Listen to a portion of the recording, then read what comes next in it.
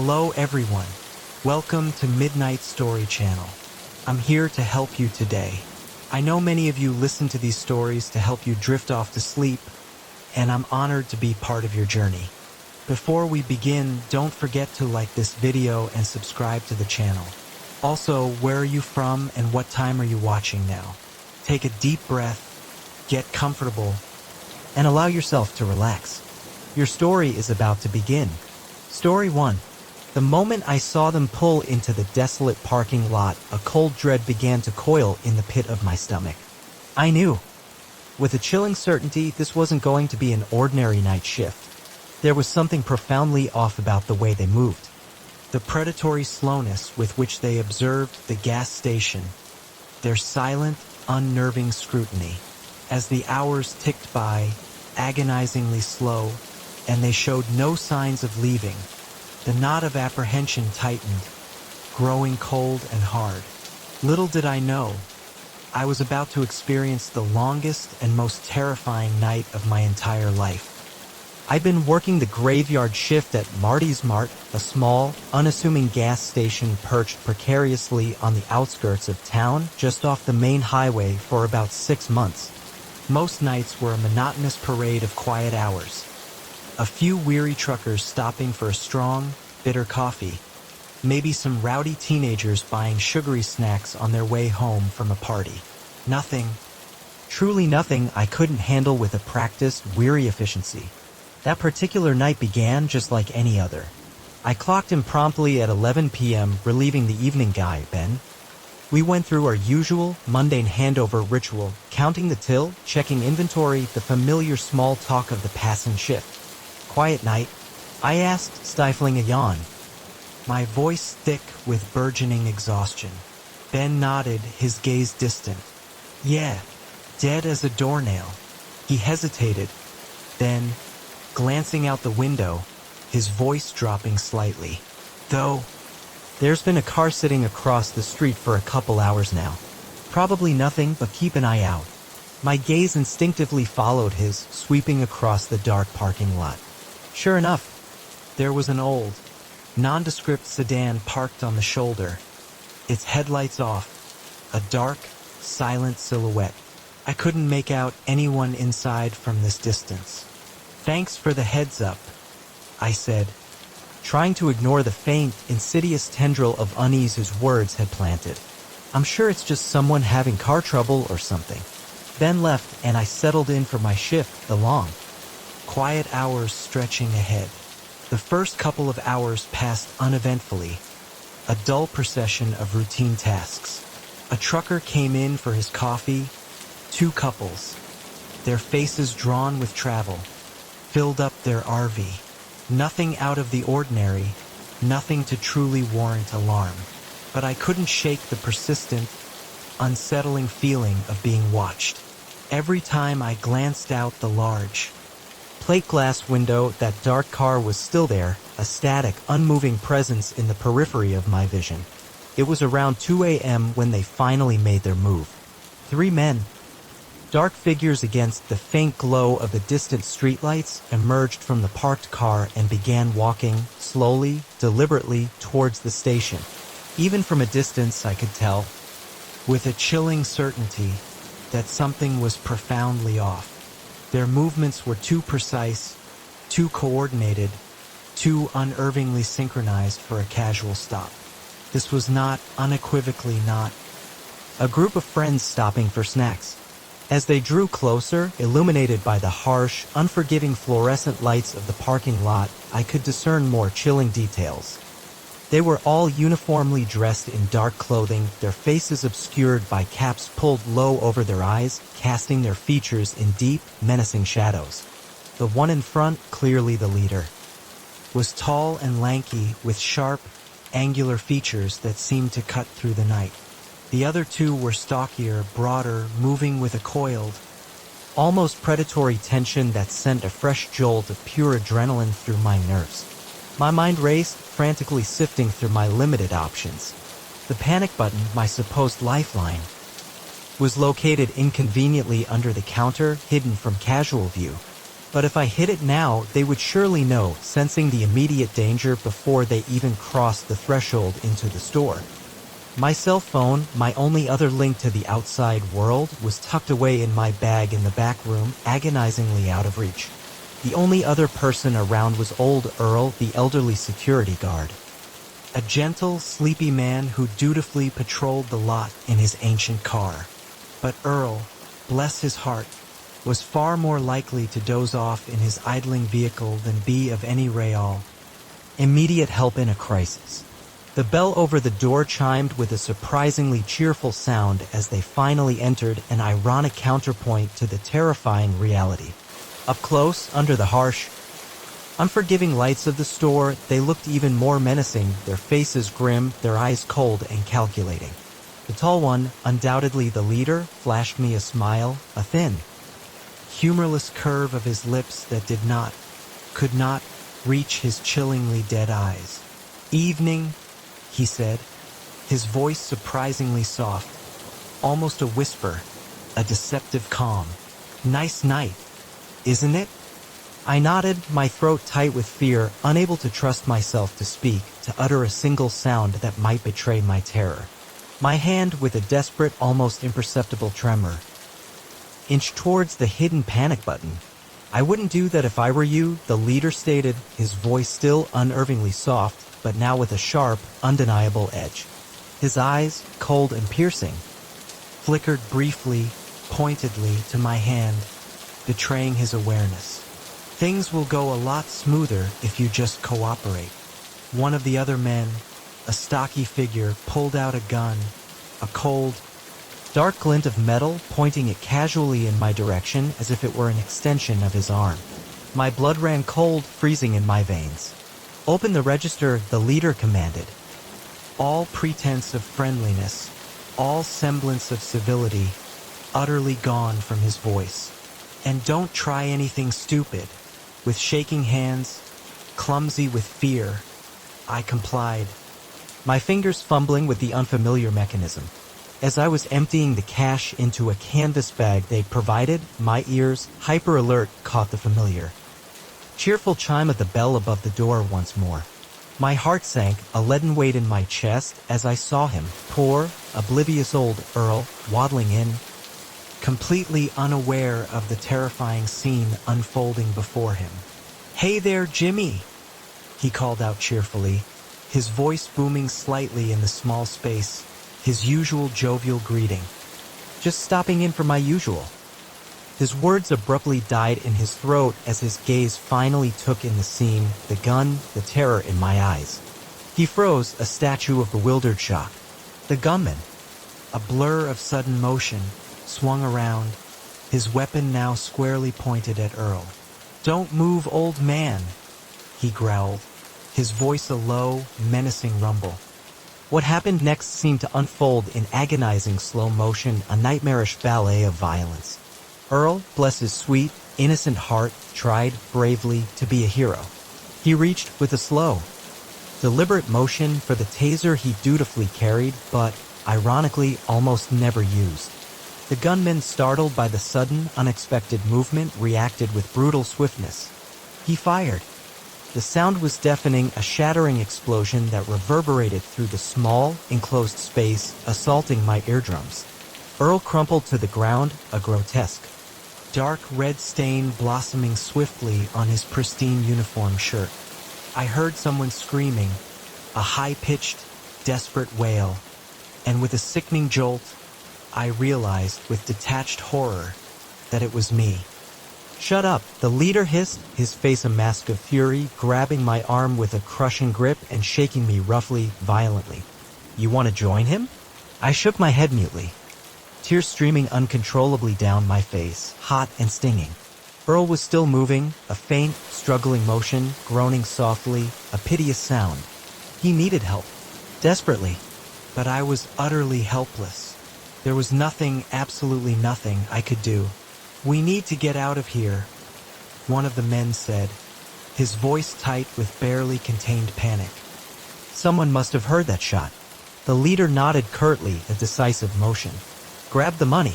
"You," he turned to me, his eyes cold and assessing, "you're coming with us." Insurance. They dragged me roughly out of the store, leaving poor Earl bleeding, a crumpled, broken figure on the linoleum floor. I was numb with shock and paralyzing fear as they shoved me unceremoniously into the back seat of their car. As we peeled out of the parking lot, tires squealing in protest, I caught a fleeting glimpse of flashing lights in the distant darkness, a distant promise of help.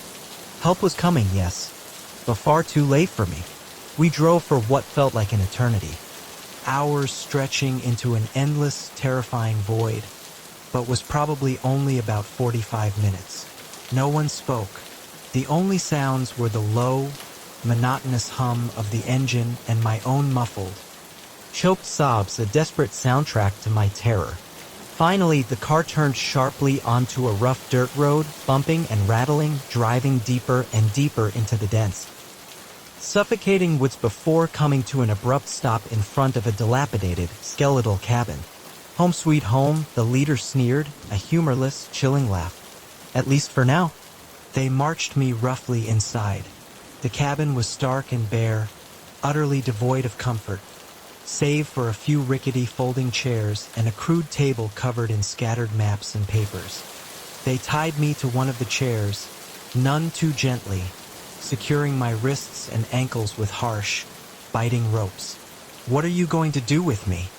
I asked, my voice barely a whisper, hating how small, how fragile, how terrified it sounded. The leader merely shrugged, a dismissive gesture.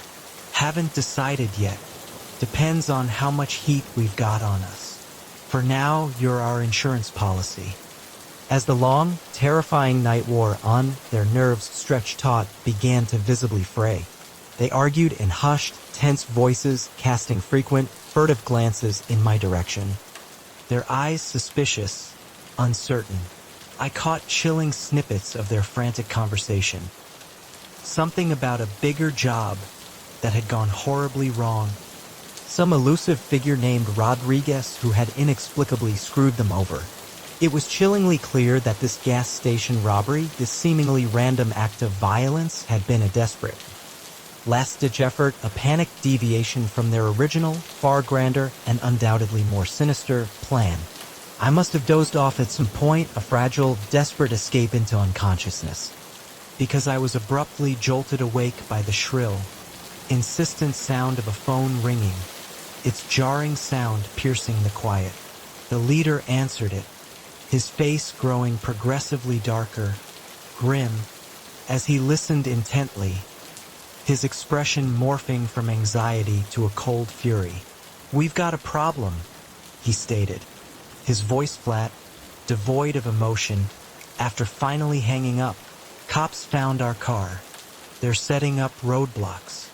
The other two men exploded in a furious flurry of curses and heated accusations, their panic palpable, their voices raised in frantic recrimination.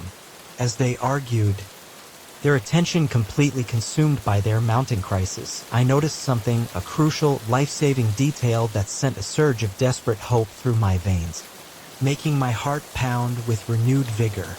In their agitation, in their desperate haste, they'd left the cabin door slightly ajar, a sliver of light cutting through the darkness. Beyond it, I could discern the first faint, ethereal light of dawn filtering through the dense, towering trees. Making a split-second, desperate decision, a gamble for my life, I started rocking my chair. Subtly, almost imperceptibly at first. The ropes were biting into my skin, tight and unyielding, but the chair was old, its wood rickety, weakened by time and neglect. With each forceful rock, I felt it loosening, giving way little by little. The men, utterly engrossed in their furious argument, too consumed by their own burgeoning panic, didn't notice at first. By the time their eyes, belatedly, fixed on me, realizing with a sudden, dawning horror what I was frantically doing, it was too late. With a final, desperate heave, I toppled backward, the old chair splintering loudly beneath me, a satisfying crack. I scrambled to my feet, ignoring the searing pain from the fall and the relentless bite of the ropes cutting into my raw skin. I ran for the open door, adrenaline surging through my veins, lending me a burst of impossible speed I didn't know I possessed. I heard shouts behind me, a chorus of angry voices, then a sharp, distinct gunshot. A bullet whistled past my head, impacting with a dull thud into a tree just near my ear, but I didn't stop. I ran blindly through the dense, dark woods, branches whipping painfully at my face, roots threatening to trip me at every desperate step. I don't know how long I ran. It could have been mere minutes, or it could have stretched into an agonizing eternity of hours. All I knew, with a primal, overriding instinct, was that I had to keep going, had to find help, had to escape this nightmare. Finally, utterly exhausted, my lungs burning, and profoundly disoriented by the relentless flight, I stumbled onto a paved road. In the distance, a faint, yet unmistakable, light appeared. A car approaching, summoning the very last reserves of my strength. I waved my arms frantically, desperately. The car slowed, then mercifully stopped. It was a police cruiser, its familiar markings a beacon of profound, undeniable safety. As the officer, his face etched with concern, got out of the car, I finally, completely let myself believe, with a profound, overwhelming wave of relief, that I was truly safe. The aftermath was a blur of official police statements, sterile hospital visits, and relentless questions from curious, insistent reporters, their faces a sea of hungry expectation. The three men were caught, their reign of terror abruptly ended, attempting to hijack another car a few miles from the cabin. Earl, miraculously, had survived, though he would require months of arduous recovery, a long, painful journey back to health. As for me, I quit my job at the gas station. I simply couldn't bear the thought of working nights again, of feeling that profound, terrifying vulnerability. It took months of intensive therapy, a slow, painful process of healing, before I could sleep through the night without the brutal assault of nightmares, the echoing sound of gunshots. But slowly, gradually, I began to heal, to knit myself back together.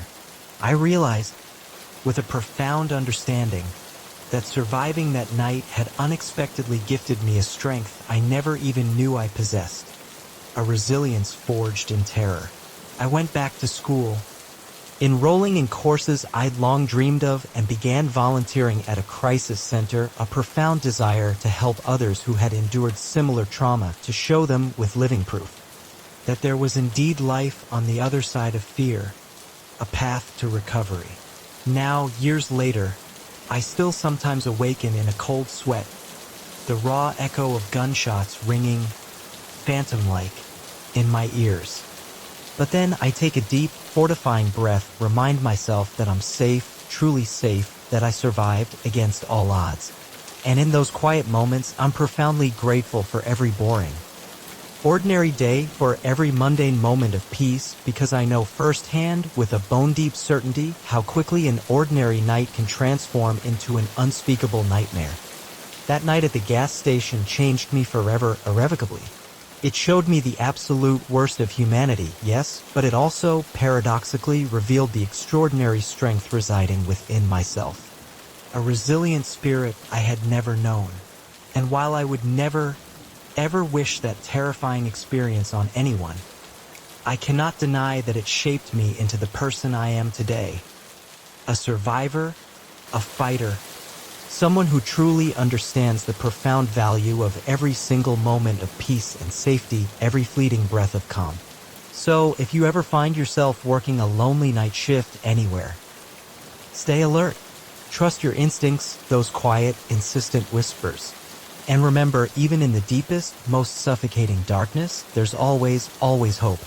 Because sometimes, the crucial difference between being a helpless victim and a resilient survivor is just one single, terrifying, courageous moment. Story 2. The first twig snap could have been a deer, a harmless rustle in the undergrowth. The second, perhaps a curious raccoon foraging in the quiet darkness. But when I heard the third, distinct and deliberate, followed by a low, guttural growl that vibrated through the very ground beneath our tent, I knew, with a bone-deep certainty, we were in serious, unimaginable trouble. Our idyllic family camping trip, A cherished escape into nature had just evolved into a desperate fight for survival, and the predators now circling our secluded campsite were unlike anything I'd ever encountered before. It was supposed to be a fun, rejuvenating weekend getaway. My wife, Alara, and I had been meticulously planning this camping trip with our two energetic kids, Finn, 12, and Maya, 8, for months. We'd painstakingly found a truly secluded spot nestled deep within the vast expanse of the Redwood National Forest, far, far away from the crowded campgrounds and bustling RV parks. Just us, the towering, ancient trees, and the glittering canvas of stars above. Or so we naively thought. The first day had been absolutely perfect, a picture of domestic bliss. We'd embarked on a long, winding hike, cast our lines into a nearby stream, hoping for a bite, and later, roasted sticky marshmallows over the crackling, comforting campfire, their sweet aroma filling the cool night air. The kids, to our delight, were thrilled to be disconnected from their ever-present iPads and video games, rediscovering the simple, profound joys of the great outdoors. As night fell, a blanket of soft darkness, and we tucked them snugly into their sleeping bags within our sturdy family tent, Alara and I exchanged a quiet, knowing smile.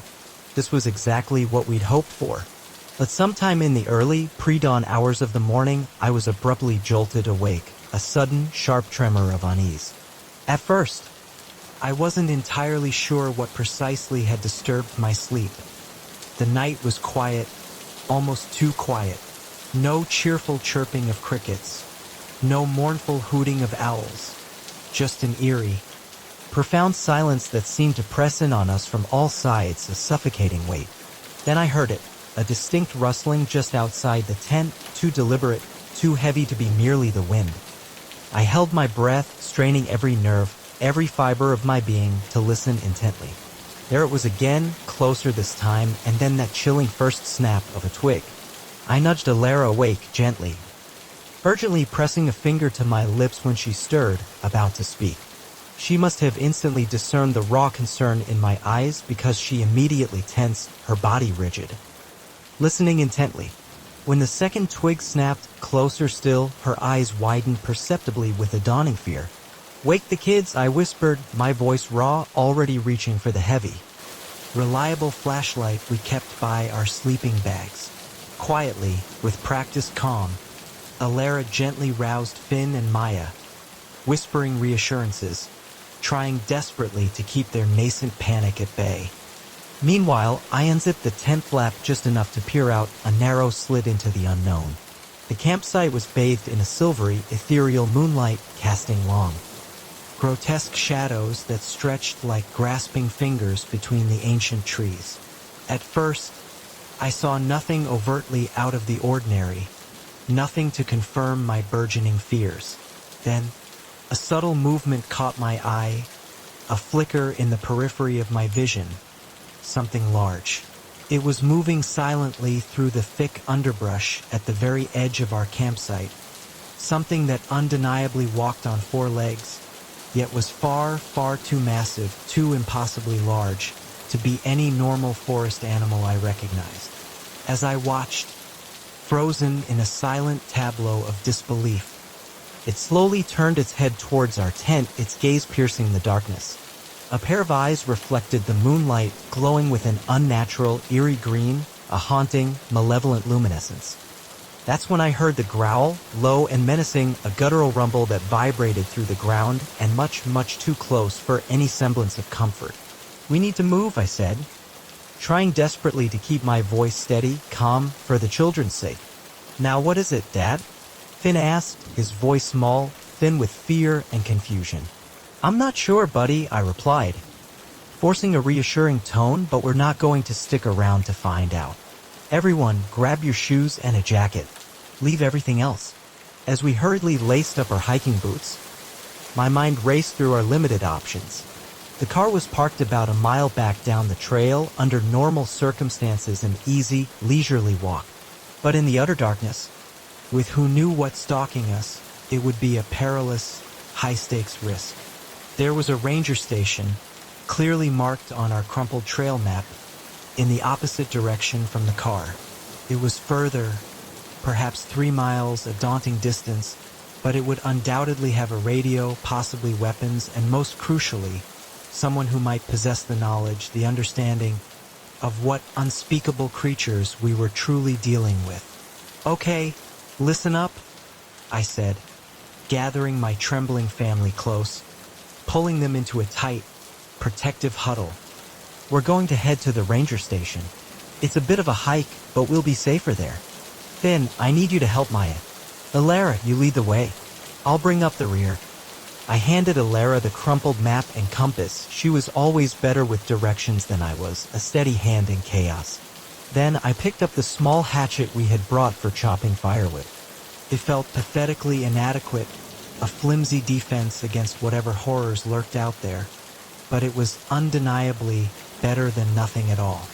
As we cautiously emerged from the tent, a collective breath held, the growling intensified, growing in volume, becoming a chorus.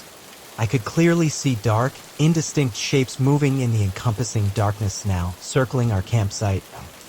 A silent, predatory ring. 3 of them, maybe 4, immense and wolf-like, yet profoundly, terrifyingly wrong somehow. Their movements were too fluid, too intelligent, too unnervingly coordinated. "Run!" I shouted, the word torn from my throat, raw and desperate as one of the creatures abruptly bounded forward, a dark blur of motion. We took off down the trail, a desperate, scrambling dash. The beam of our single flashlight bouncing wildly, erratically as we ran, illuminating fragments of our terrified flight. I could hear the creatures crashing relentlessly through the underbrush behind us, their guttural growls now morphing into high-pitched, chilling howls that sent fresh waves of ice-cold dread coursing through my blood. Maya stumbled, her small legs giving out, and I scooped her up instantly without breaking stride. Her small weight a burning protest against my aching muscles. Finn was right behind Alara, his breath coming in ragged, desperate gasps, his face pale with fear. "Don't look back," I called out, my voice strained. "Just keep moving." We ran for what felt like an eternity, hours bleeding into an endless, desperate flight, but was probably only minutes.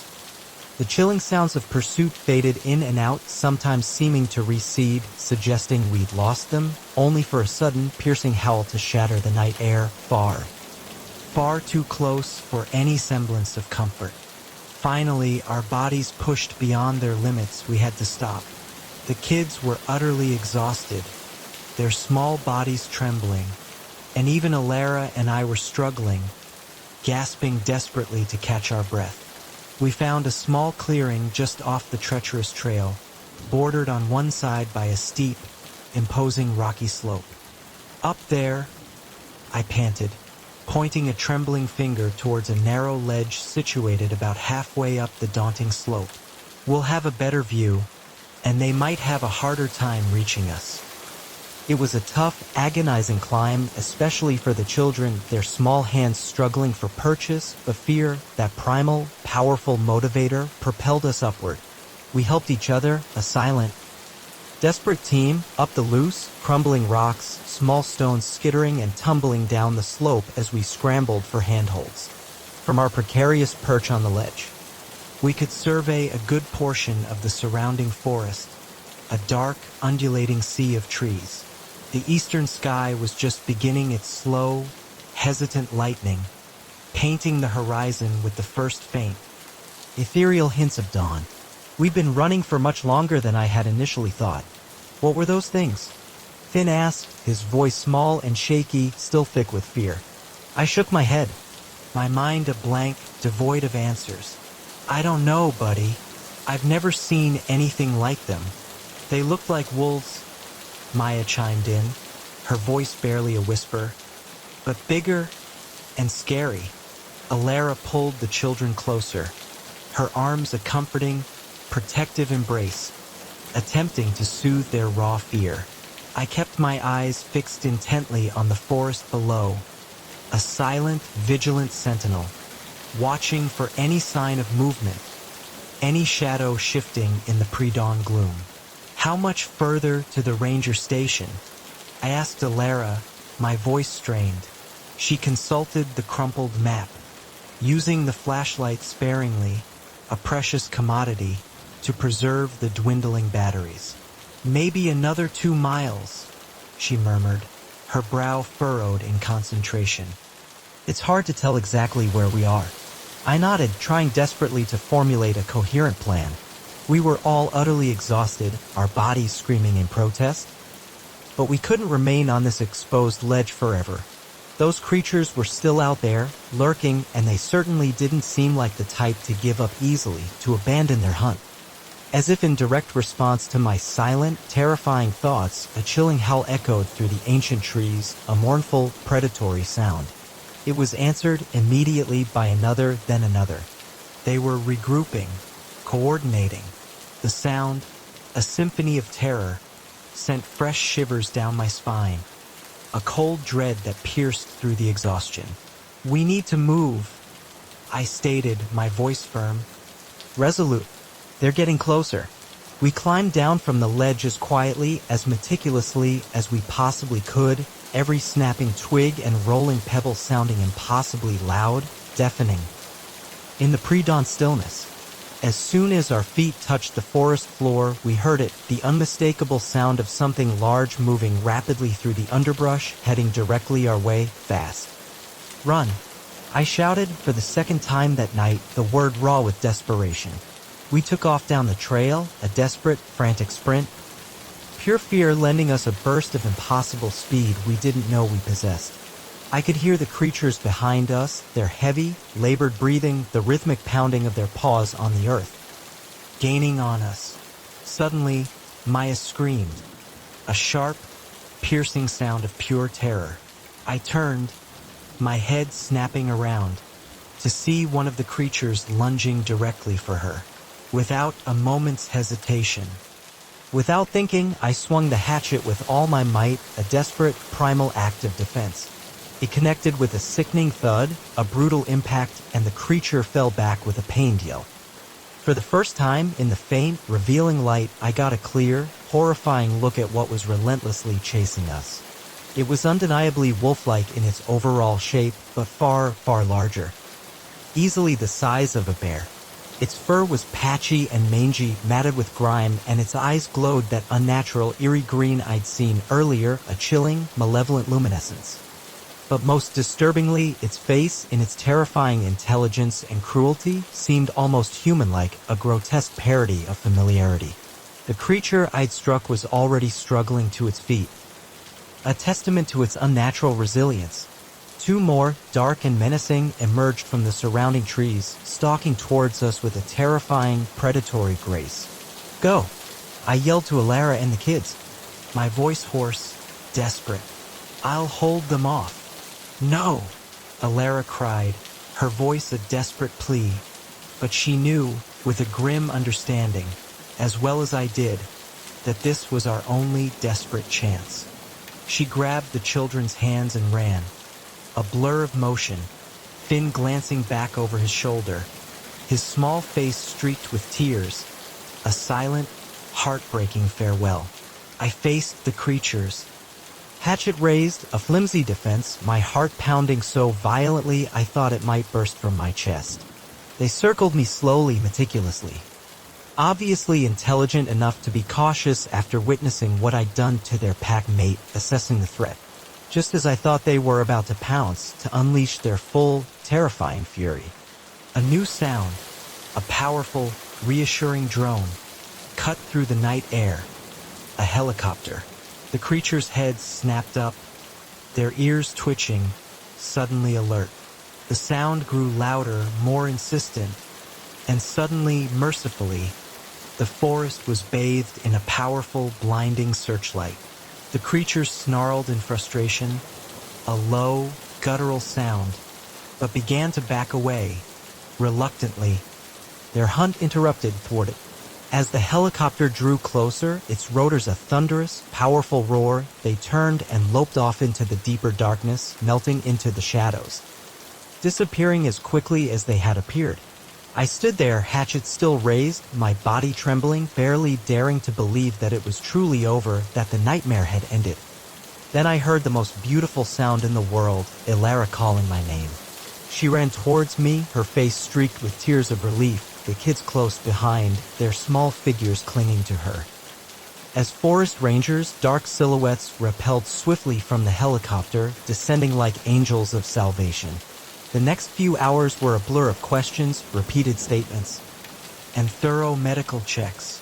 We tried, desperately, to explain what we'd seen to increasingly skeptical rangers, their faces masks of polite disbelief. They found large tracks and some first samples, tangible evidence, but no sign whatsoever of the creatures themselves.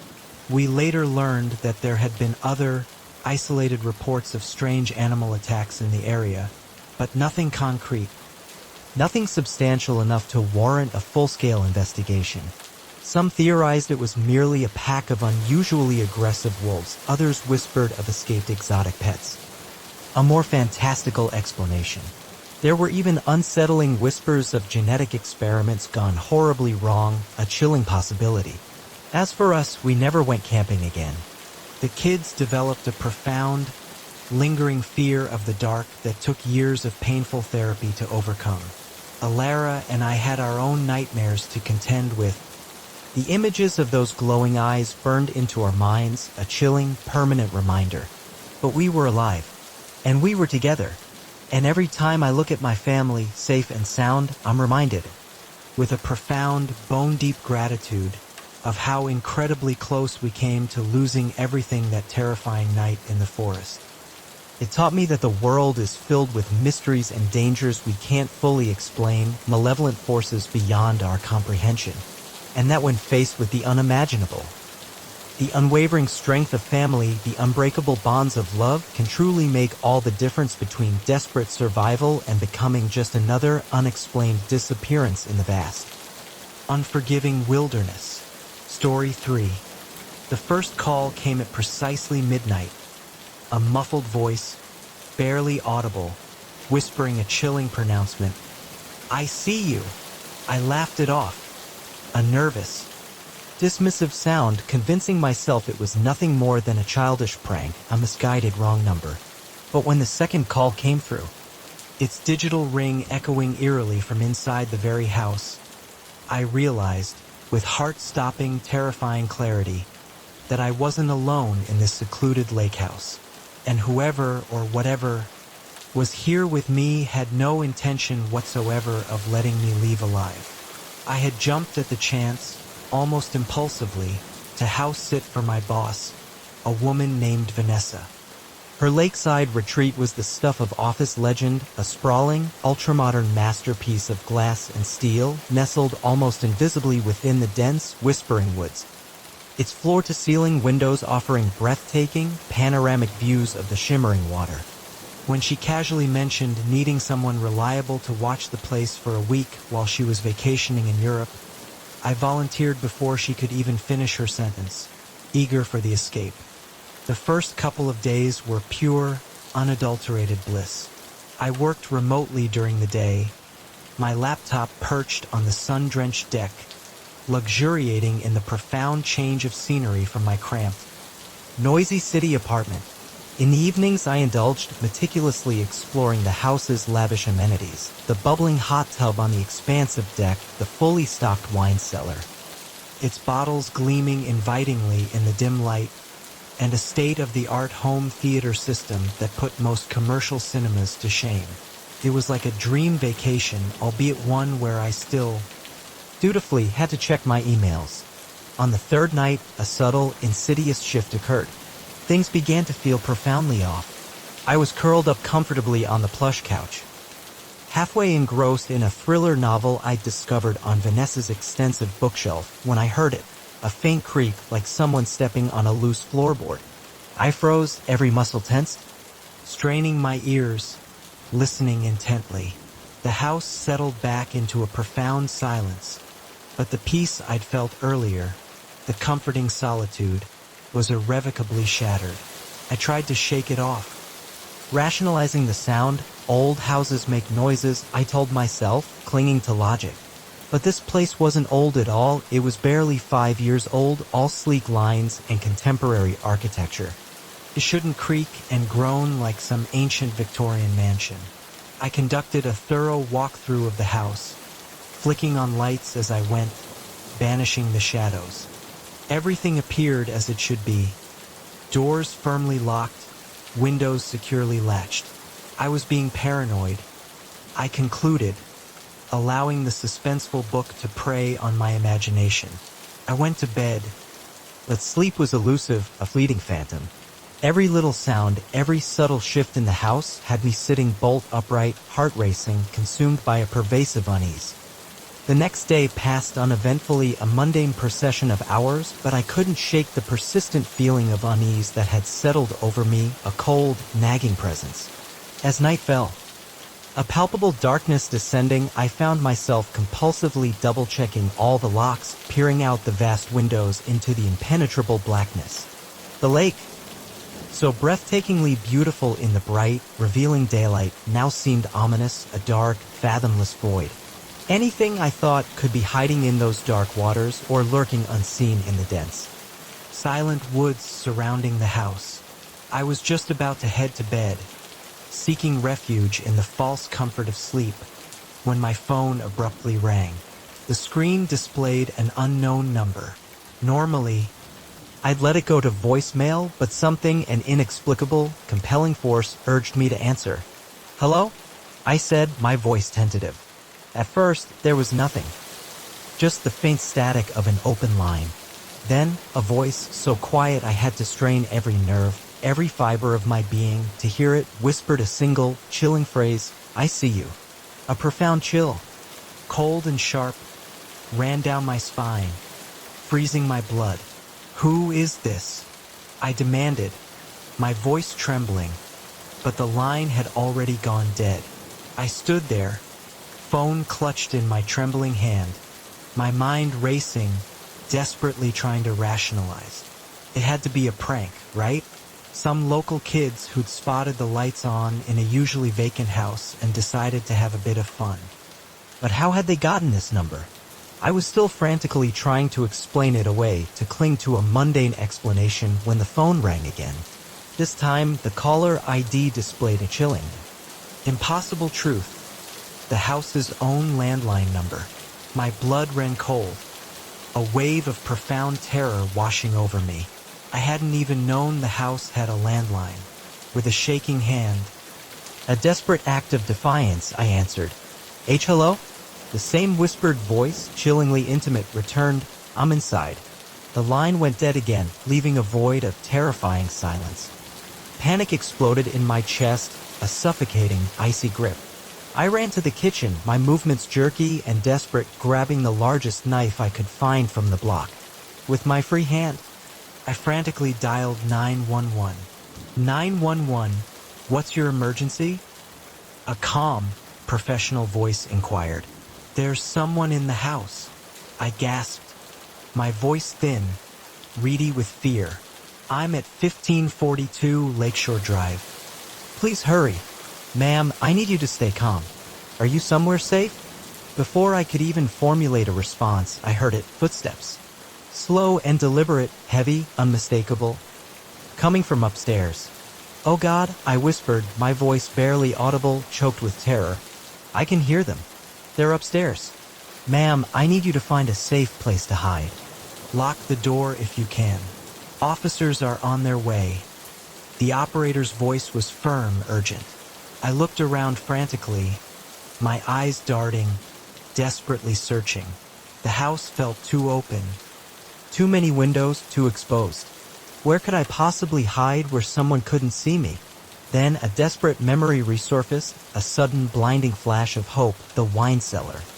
It was the only room in the entire house without windows, and it possessed a heavy, solid door that locked securely from the inside. I'm going to the basement, I told the operator, my voice trembling but resolute. Please hurry. I crept towards the cellar door, every muscle tense, trying to move as quietly, as imperceptibly as possible.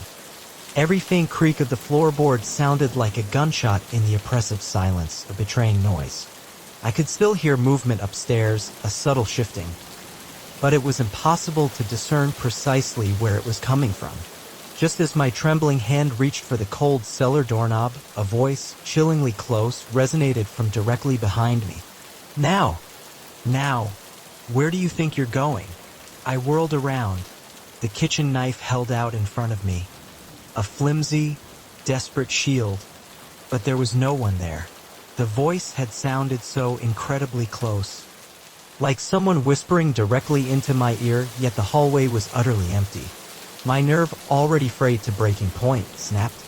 I yanked open the cellar door and practically fell down the steep, dark stairs, slamming the heavy door behind me and frantically turning the lock in the pitch-black darkness.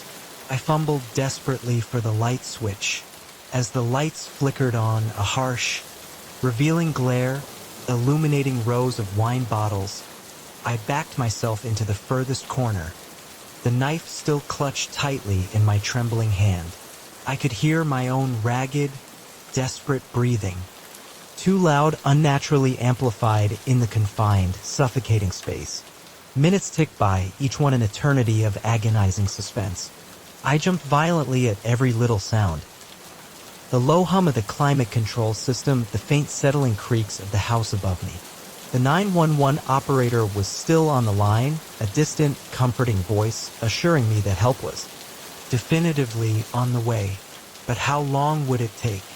The house, I knew, was at least 30 minutes from the nearest town.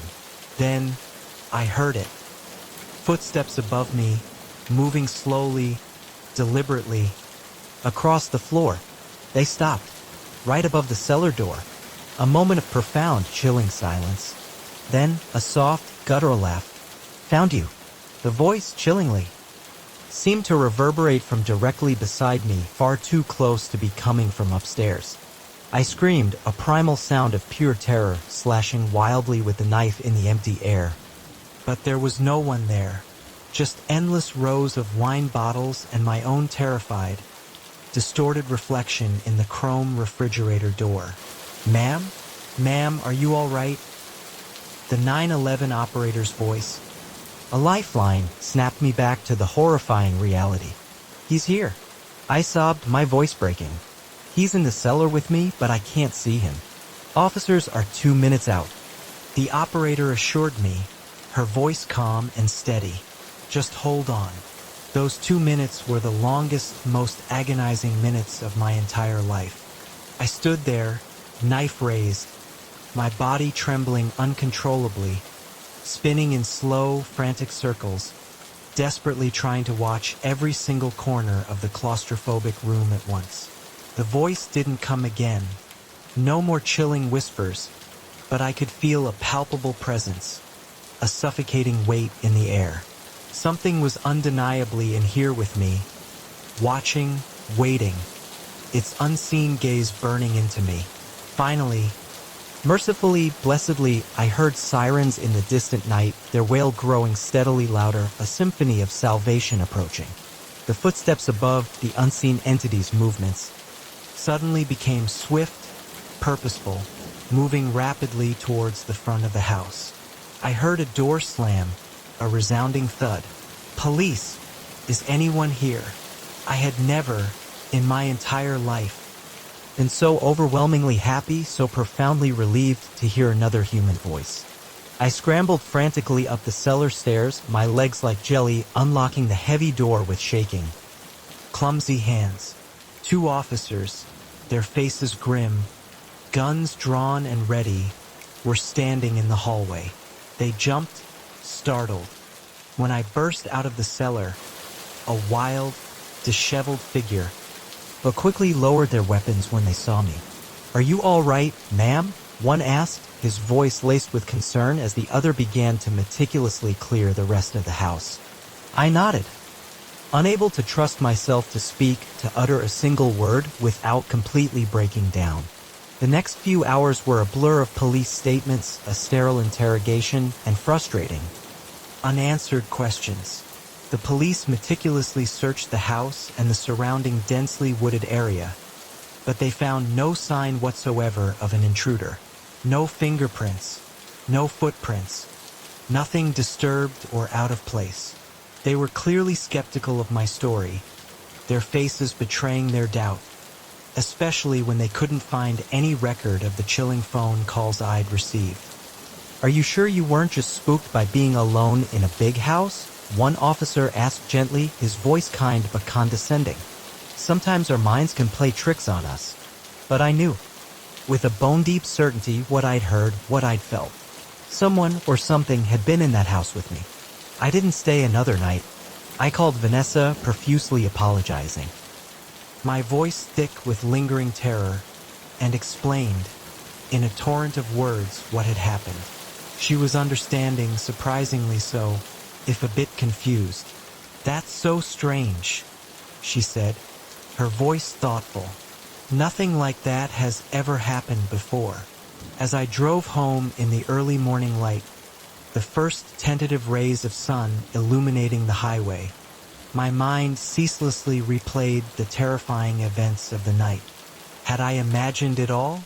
Was it just an overactive imagination, fueled by too many thriller novels, by the suspense of fiction bleeding into reality? But then I remembered the voice in the cellar, that chilling laugh, the palpable feeling of being watched, an unseen presence. And I knew, with a certainty that sent a fresh wave of cold dread through me, that it had all been horrifyingly real. I never house-sit anymore, not after that night. In fact, I rarely spend the night anywhere but the comforting, familiar confines of my own apartment. Some nights I still awaken in a cold sweat, my body trembling, absolutely certain I've heard that whispered voice, chillingly intimate, "I see you." Because the most terrifying thing about that night wasn't the unseen intruder or the mysterious phone calls. It was the chilling realization that sometimes the biggest dangers are the ones we can't see, the ones that can be right next to us, watching and waiting silently, without us ever knowing they're there. And in those unsettling moments between sleep and waking, when the shadows seem to lengthen and move and the silence feels alive, profoundly charged, I can't help but wonder, are we ever truly, completely alone? Story 4. The grand old manor, known as Blackwood House, loomed on a secluded hill overlooking the fog-kissed coast, a place whispered to be as ancient as the gnarled oaks surrounding it. For Silas, an ambitious architecture student taking on a summer apprenticeship with the enigmatic Master Thorne, it was a dream come true, a chance to study forgotten designs and secret passages. He'd heard rumors of Thorne's eccentricities, but nothing prepared him for the chilling secrets tucked away within the manor's very foundations. The Thorne family, though outwardly refined, carried an air of guarded mystery, their young daughter, Elara, being the only ray of unburdened joy in the sprawling estate. It was a Monday evening, the fog thick and silent against the window panes.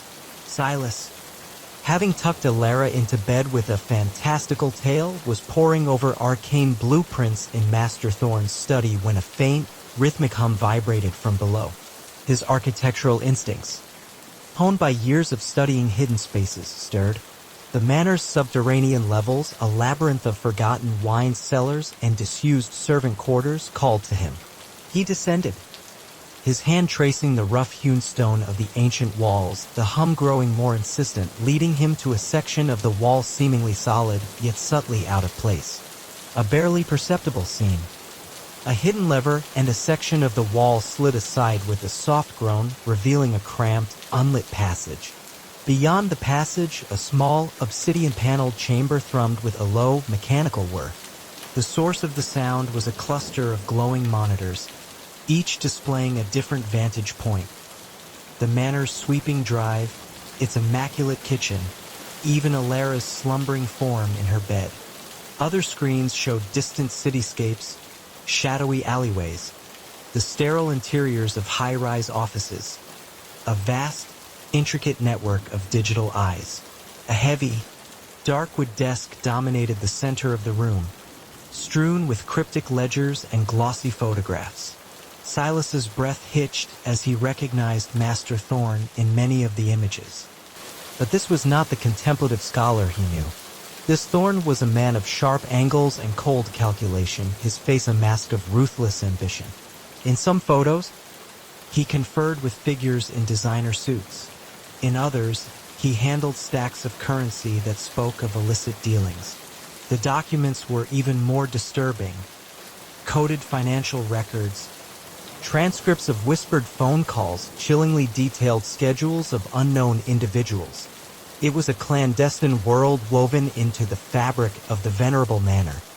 The sudden crunch of tires on the gravel drive shattered the oppressive silence. They were back. A cold, sharp dread seized Silas. He scrambled out of the hidden room, the obsidian panel sliding back into place with a soft, final thud. He raced up the winding staircase, his heart a frantic drum against his ribs. Master and Mistress Thorne's voices drifted from the grand foyer, their tones light and untroubled. Silas burst into the library, feigning a deep immersion in an ancient text, his laptop strategically placed. Ah, Silas, back from your nocturnal explorations? Mistress Thorne's voice chimed, a faint amusement in her tone. How was Alara tonight? Silas forced a smile, surprised by the steadiness of his voice. She was delightful, Mistress Thorne. Slept like a stone. Master Thorne nodded, unbuttoning his overcoat. His gaze met Silas's, a brief, piercing flicker of something unreadable in his eyes. Was it suspicion? Silas dismissed it, attributing it to the dim lighting. Thank you for your diligence, Silas, Master Thorne said. We were detained at the symposium. Silas nodded, gathering his tools and notes, each movement feeling clumsy and loud. My pleasure, Master Thorne. I found some intriguing references for my studies tonight. As he made for the heavy oak door, Mistress Thorne pressed a thick wad of bills into his hand. Will you be returning tomorrow? Silas hesitated for a fraction of a second. Could he re-enter this house, knowing what he now knew? But a refusal would certainly raise alarm. Of course, he managed, pasting on another polite smile. Until then, the cool, sea-laced night air was a welcome shock as he stepped outside, gulping it down gratefully. He forced himself to walk with a measured pace to his modest vehicle, every fiber of his being screaming for headlong flight. Once inside, he engaged the locks, his hands gripping the steering wheel, his mind a chaotic whirl. Who were the Thorns, truly? What dark currents flowed beneath their dignified facade? As he pulled away, he glanced in the rearview mirror. Master Thorne stood silhouetted in the doorway, a solitary, ominous figure watching him depart, the porch light casting long, skeletal shadows across his face. Back in his small cottage on the edge of the estate, Silas triple-checked every lock. He knew it was paranoia, but the feeling of unseen eyes upon him was a cold knot in his stomach. He tried to rationalize, to conjure an innocent explanation. Perhaps Master Thorne was a secret government operative, and this was all part of a classified mission. But deep down, he knew that wasn't true. The stacks of illicit cash, the shadowy meetings, the extensive surveillance feeds, it all pointed to something far more sinister. Sleep was a restless, fragmented torment, punctuated by increasingly terrifying scenarios. By morning, a grim resolve had settled upon him. He couldn't go back. He'd feign illness, make some excuse to Mistress Thorne about an urgent family matter. It wasn't ideal, but it was better than walking back into a viper's nest. But as his hand hovered over the phone, it buzzed with an incoming text. His blood ran cold as he read the message from an unknown number. Enjoyed your little delve into our affairs last night. Apprentice, let's convene at the manor at 2:00 p.m. Alone. Unpleasantness will ensue for you and your loved ones if you decline. His hands shook uncontrollably as the phone clattered to the bedside table. They knew. Somehow they knew. Had there been a hidden camera he'd missed? Or had some infinitesimal trace of his presence been left behind? He considered fleeing, packing a bag, driving until the tires melted. But the dark, Chilling threat echoed in his mind. Your loved ones. They knew who he was. They knew his family. He glanced at the ancient grandfather clock in the corner. 10 a.m. For hours. For hours to devise a plan to extricate himself from this terrifying entanglement. As he sat there, his mind a maelstrom of desperate possibilities, one truth solidified. His life, as he had known it, was irrevocably shattered. Whatever unfolded at 2 p.m., he would be stepping into a world he had no desire to enter, a world of profound secrets and unimaginable dangers. The serene Monday evening when he had first arrived at Blackwood House, blissfully unaware, now felt like a lifetime ago. He was trapped in a nightmare born of his own unwitting curiosity, with no discernible exit. He looked out the window at the quiet, mist-shrouded lane below, watching as his neighbors went about their ordinary lives. How he envied their blissful ignorance. For Silas knew that in 4 short hours he would confront the shattering consequences of unearthing a truth never meant to see the light of day. And he had no idea if he would survive the encounter. Story 5. The moonlight, fractured by the ancient oak canopy, painted eerie patterns on the forest floor. Mark, a park ranger at Redwood Sanctuary, never imagined his routine patrol would morph into a desperate fight for survival. His hand, slick with nervous sweat, clutched his radio. This night, he knew, would forever alter the quiet rhythm of his life. It was a crisp autumn night, the kind where your breath plumed in front of you and the rustle of fallen leaves seemed to echo for miles. Mark had been on edge lately. Several mutilated animal carcasses had been found in the past week, stark signs of poaching. Catching poachers, however, was like finding a whisper in the wind. He'd walked his usual route for an hour when he first heard it, a low murmur of voices barely distinguishable from the nocturnal symphony of the forest. He froze, straining his ears. There it was again, human voices, definitely not lost hikers at this hour. His heart rate quickened as he moved cautiously towards the sound, staying low, using the dense underbrush for cover. As he drew closer, he distinguished more details, multiple male voices, hushed yet excited, and the metallic click of what could only be firearms. He crept to the edge of a small clearing and saw them, 5 men in camouflage, huddled around a young elk carcass. High-powered rifles leaned against nearby trees, and hunting knives gleamed in the moonlight. Mark's stomach churned. This wasn't just opportunistic poaching, it was an organized operation. He reached for his radio, intending to call for backup, but hesitated. The nearest ranger was an hour away at least.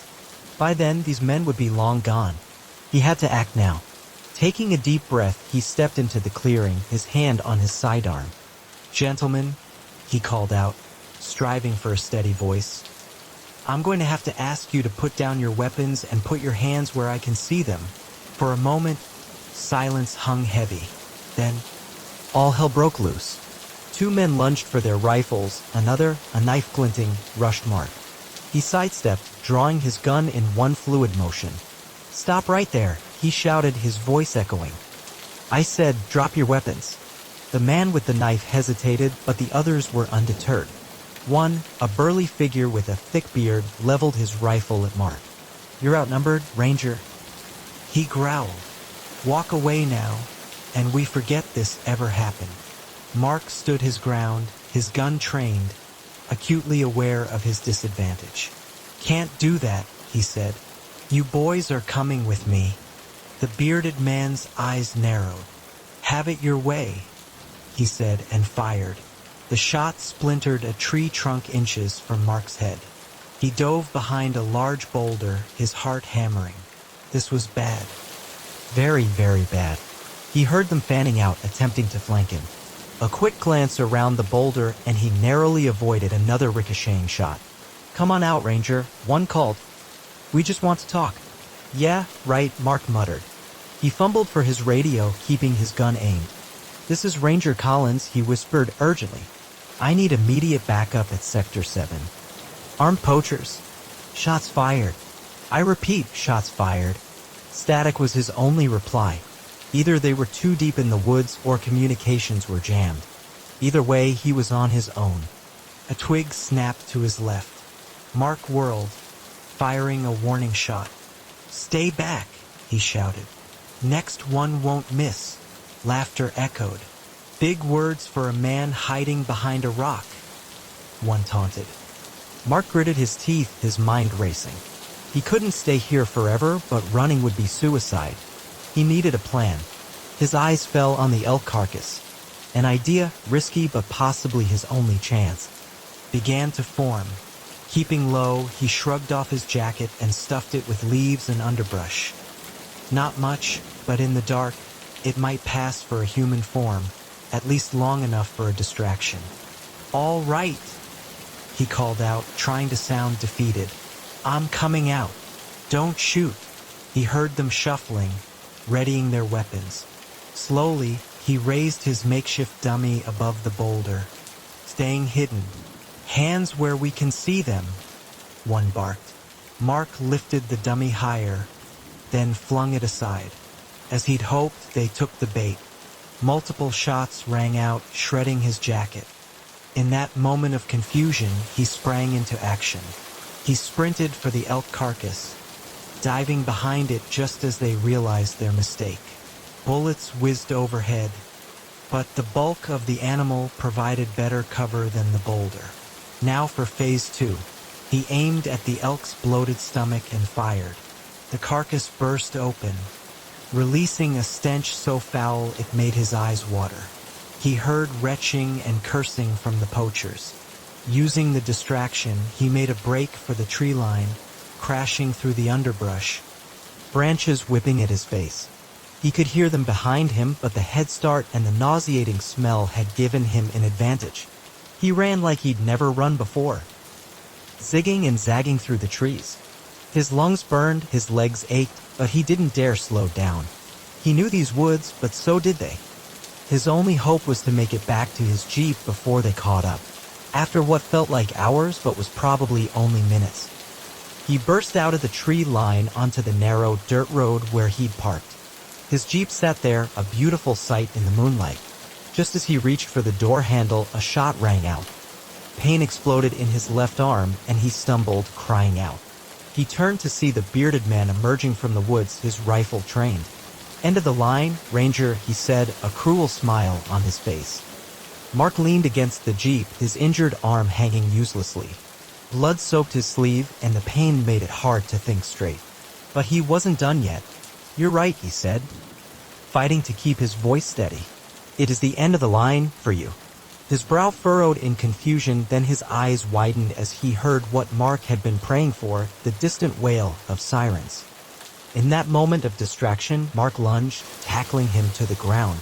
They grappled in the dirt, both fighting for the rifle. Despite the pain, adrenaline surged. Mark wrenched the gun from his grasp and brought the butt down hard on his head. The man went limp. Mark staggered to his feet, the rifle clutched in his good hand. Just as several patrol cars came into view, their lights painting the trees in red and blue, the cavalry had finally arrived. The next few hours passed in a blur. The other poachers were rounded up. His arm was patched up, and he gave statement after statement. By the time the sun rose, painting the sky in brilliant oranges and pinks, it was all over. As he sat on the tailgate of an ambulance, a shock blanket draped over his shoulders, his boss approached. He looked at Mark with a mixture of pride and concern. "You did good, Mark," he said, clapping him on his uninjured shoulder. "Those guys were part of a ring we've been trying to bust for months. You just broke the case wide open." Mark nodded, too exhausted for much beyond relief. "Get some rest," his boss continued. "And when you're back on your feet, well, let's just say there might be a promotion in your future." As he walked away, Mark gazed at the forest. The same trees that had been a battlefield hours ago now looked peaceful. He knew he'd never look at these woods the same way again, but he also knew he'd be back. This forest was his home, and he'd nearly died protecting it. If anything, this ordeal had only strengthened his resolve. There would be other poachers, other threats, and he'd be there, standing guard because that's what rangers do. They protect what can't protect itself, no matter the cost. He climbed into the ambulance, wincing as the movement jostled his injured arm. As they pulled away, he took one last look at the sea of green stretching out behind them. Yeah, he'd be back. These woods hadn't seen the last of Ranger Mark Collins, not by a long shot. Story 6. The moment I fastened the ornate sapphire pendant around my neck, I was oblivious to the unseen target I just painted on my own back. It was a masterpiece of antique silverwork, delicate and seemingly harmless. But some treasures conceal hidden perils, and this particular piece of jewelry was about to plunge my ordinary existence into a harrowing nightmare. My name is Cassandra, and until a mere week ago, I was but one face among millions, a 28-year-old digital artist with a cozy loft apartment in the bustling heart of the city. A ginger cat named Jasper, and an undeniable penchant for late-night online auctions. This, ironically, is precisely where my ordeal began, with a digital bid and a seemingly innocent acquisition. I'd been perusing a niche online marketplace for unique adornments to revitalize my wardrobe. That's when it materialized. A breathtaking Art Deco pendant, its intricate silver filigree cradling a deep, mesmerizing sapphire that seemed to capture and refract every glimmer of light in the low-resolution image. The vendor, a user named Etheria, had listed it at an inexplicably modest price. Without a moment's hesitation, I clicked purchase now.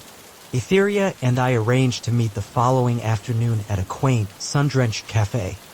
She appeared perfectly amiable, a woman in her mid-30s, with a pleasant smile and an unremarkable demeanor. We exchanged pleasantries over steaming mugs of chai as she presented me with the pendant. "It has graced my family for generations," she murmured. A subtle undercurrent in her voice. Was it sorrow?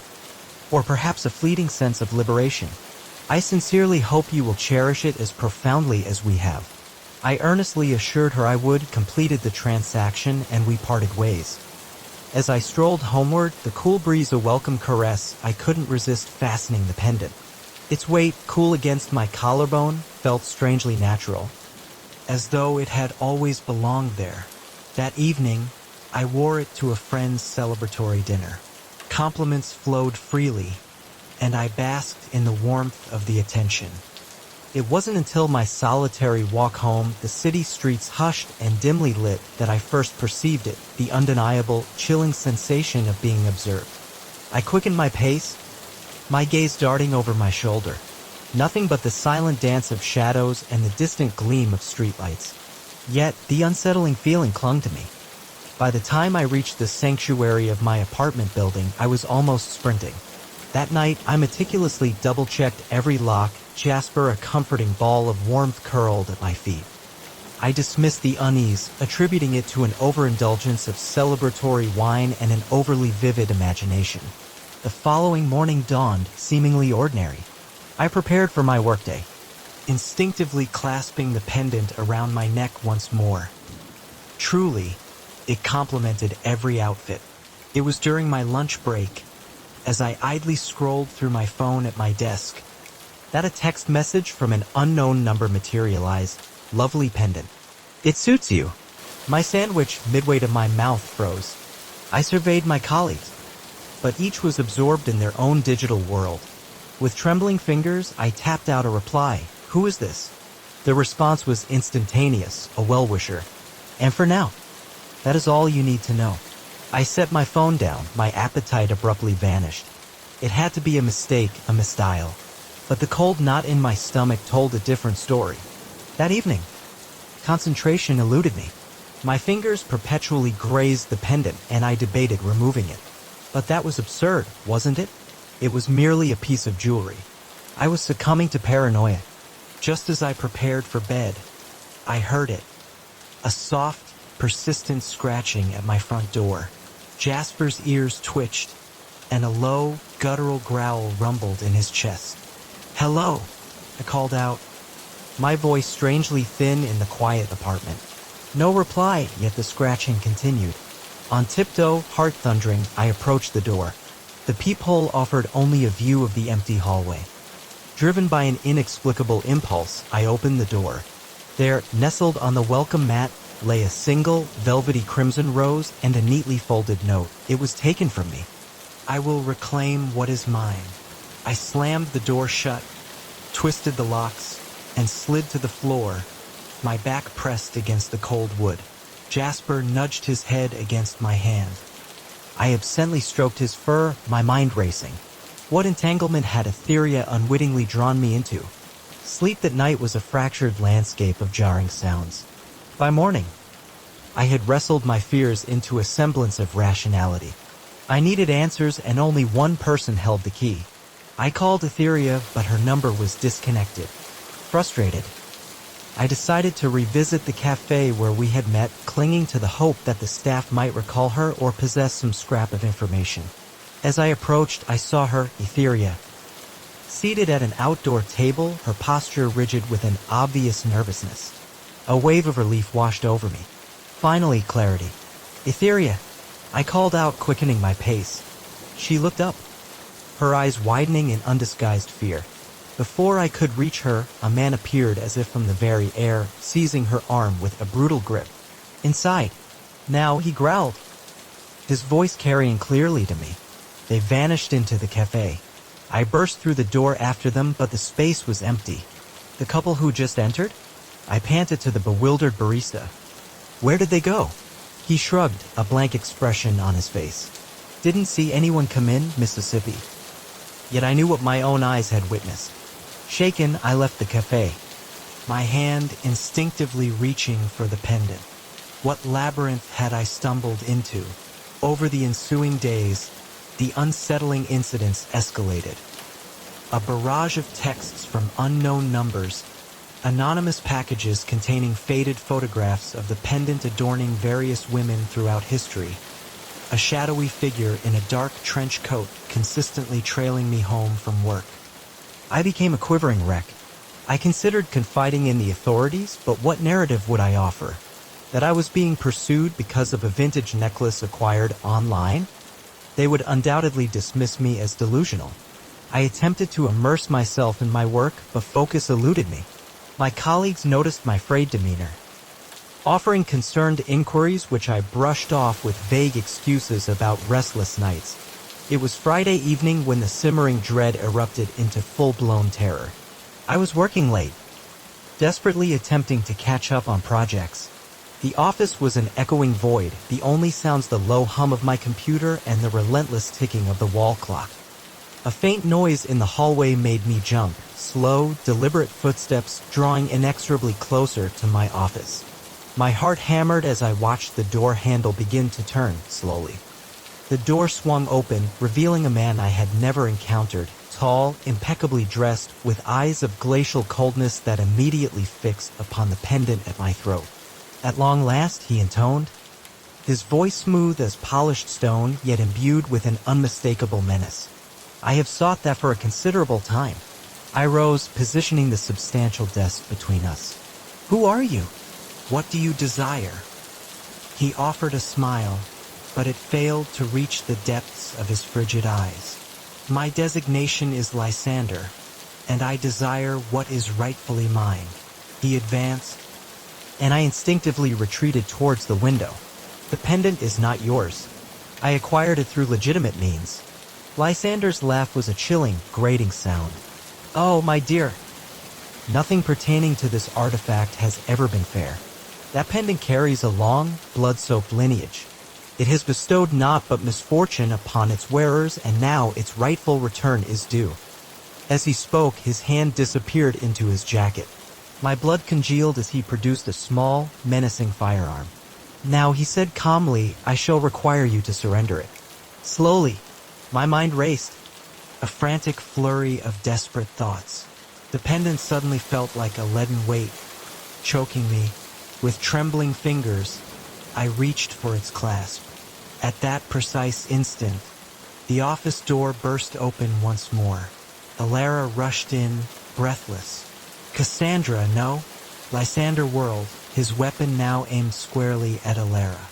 You, he snarled, his voice laced with venom. I should have anticipated your interference. Alara's eyes darted frantically between Lysander and me. Cassandra, listen to me. The pendant is far more than mere ornamentation. It is a key to something immensely powerful and perilous. That is why he covets it. Lysander's face contorted with unbridled fury. Silence, he roared, his veneer of control shattering. In that fleeting moment of his distraction, I acted on pure instinct. I seized the heavy crystal paperweight from my desk and hurled it with all my might at Lysander. It struck his hand with a sickening thud, sending the gun clattering to the polished floor. Alara lunged for the weapon while I bolted for the door, tearing down the hallway towards the emergency stairwell. My feet pounded against the cold concrete steps as I descended, my breath coming in ragged, desperate gasps.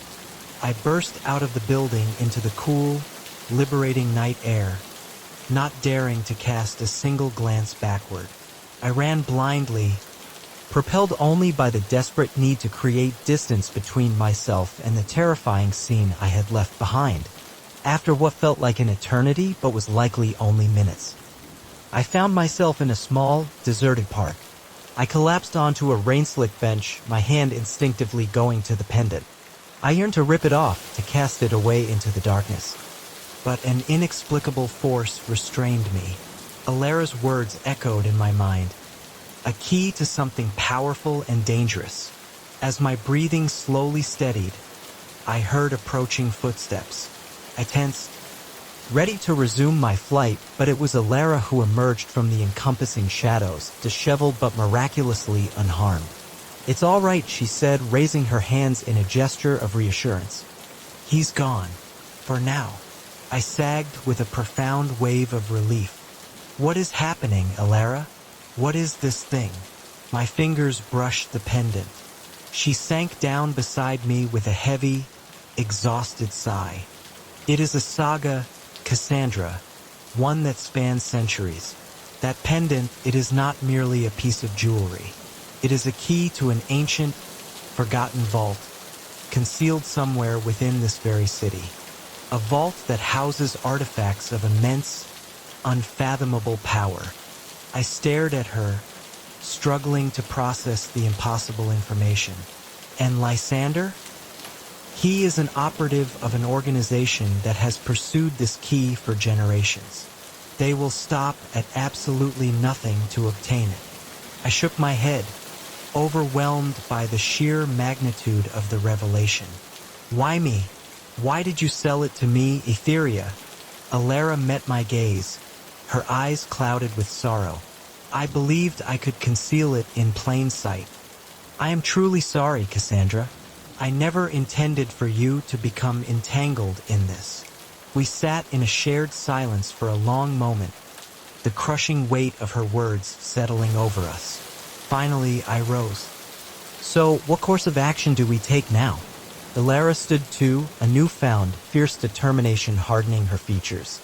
"Now we locate the vault before they do, and we ensure that whatever lies within never falls into the wrong hands."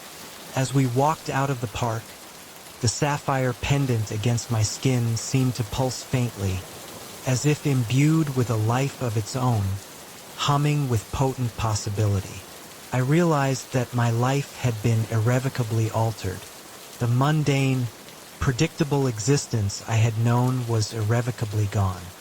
In its place lay a world brimming with ancient secrets, imminent danger, and untold power. And by some twist of fate, I was now at its very epicenter, all due to a simple pendant acquired on a whim.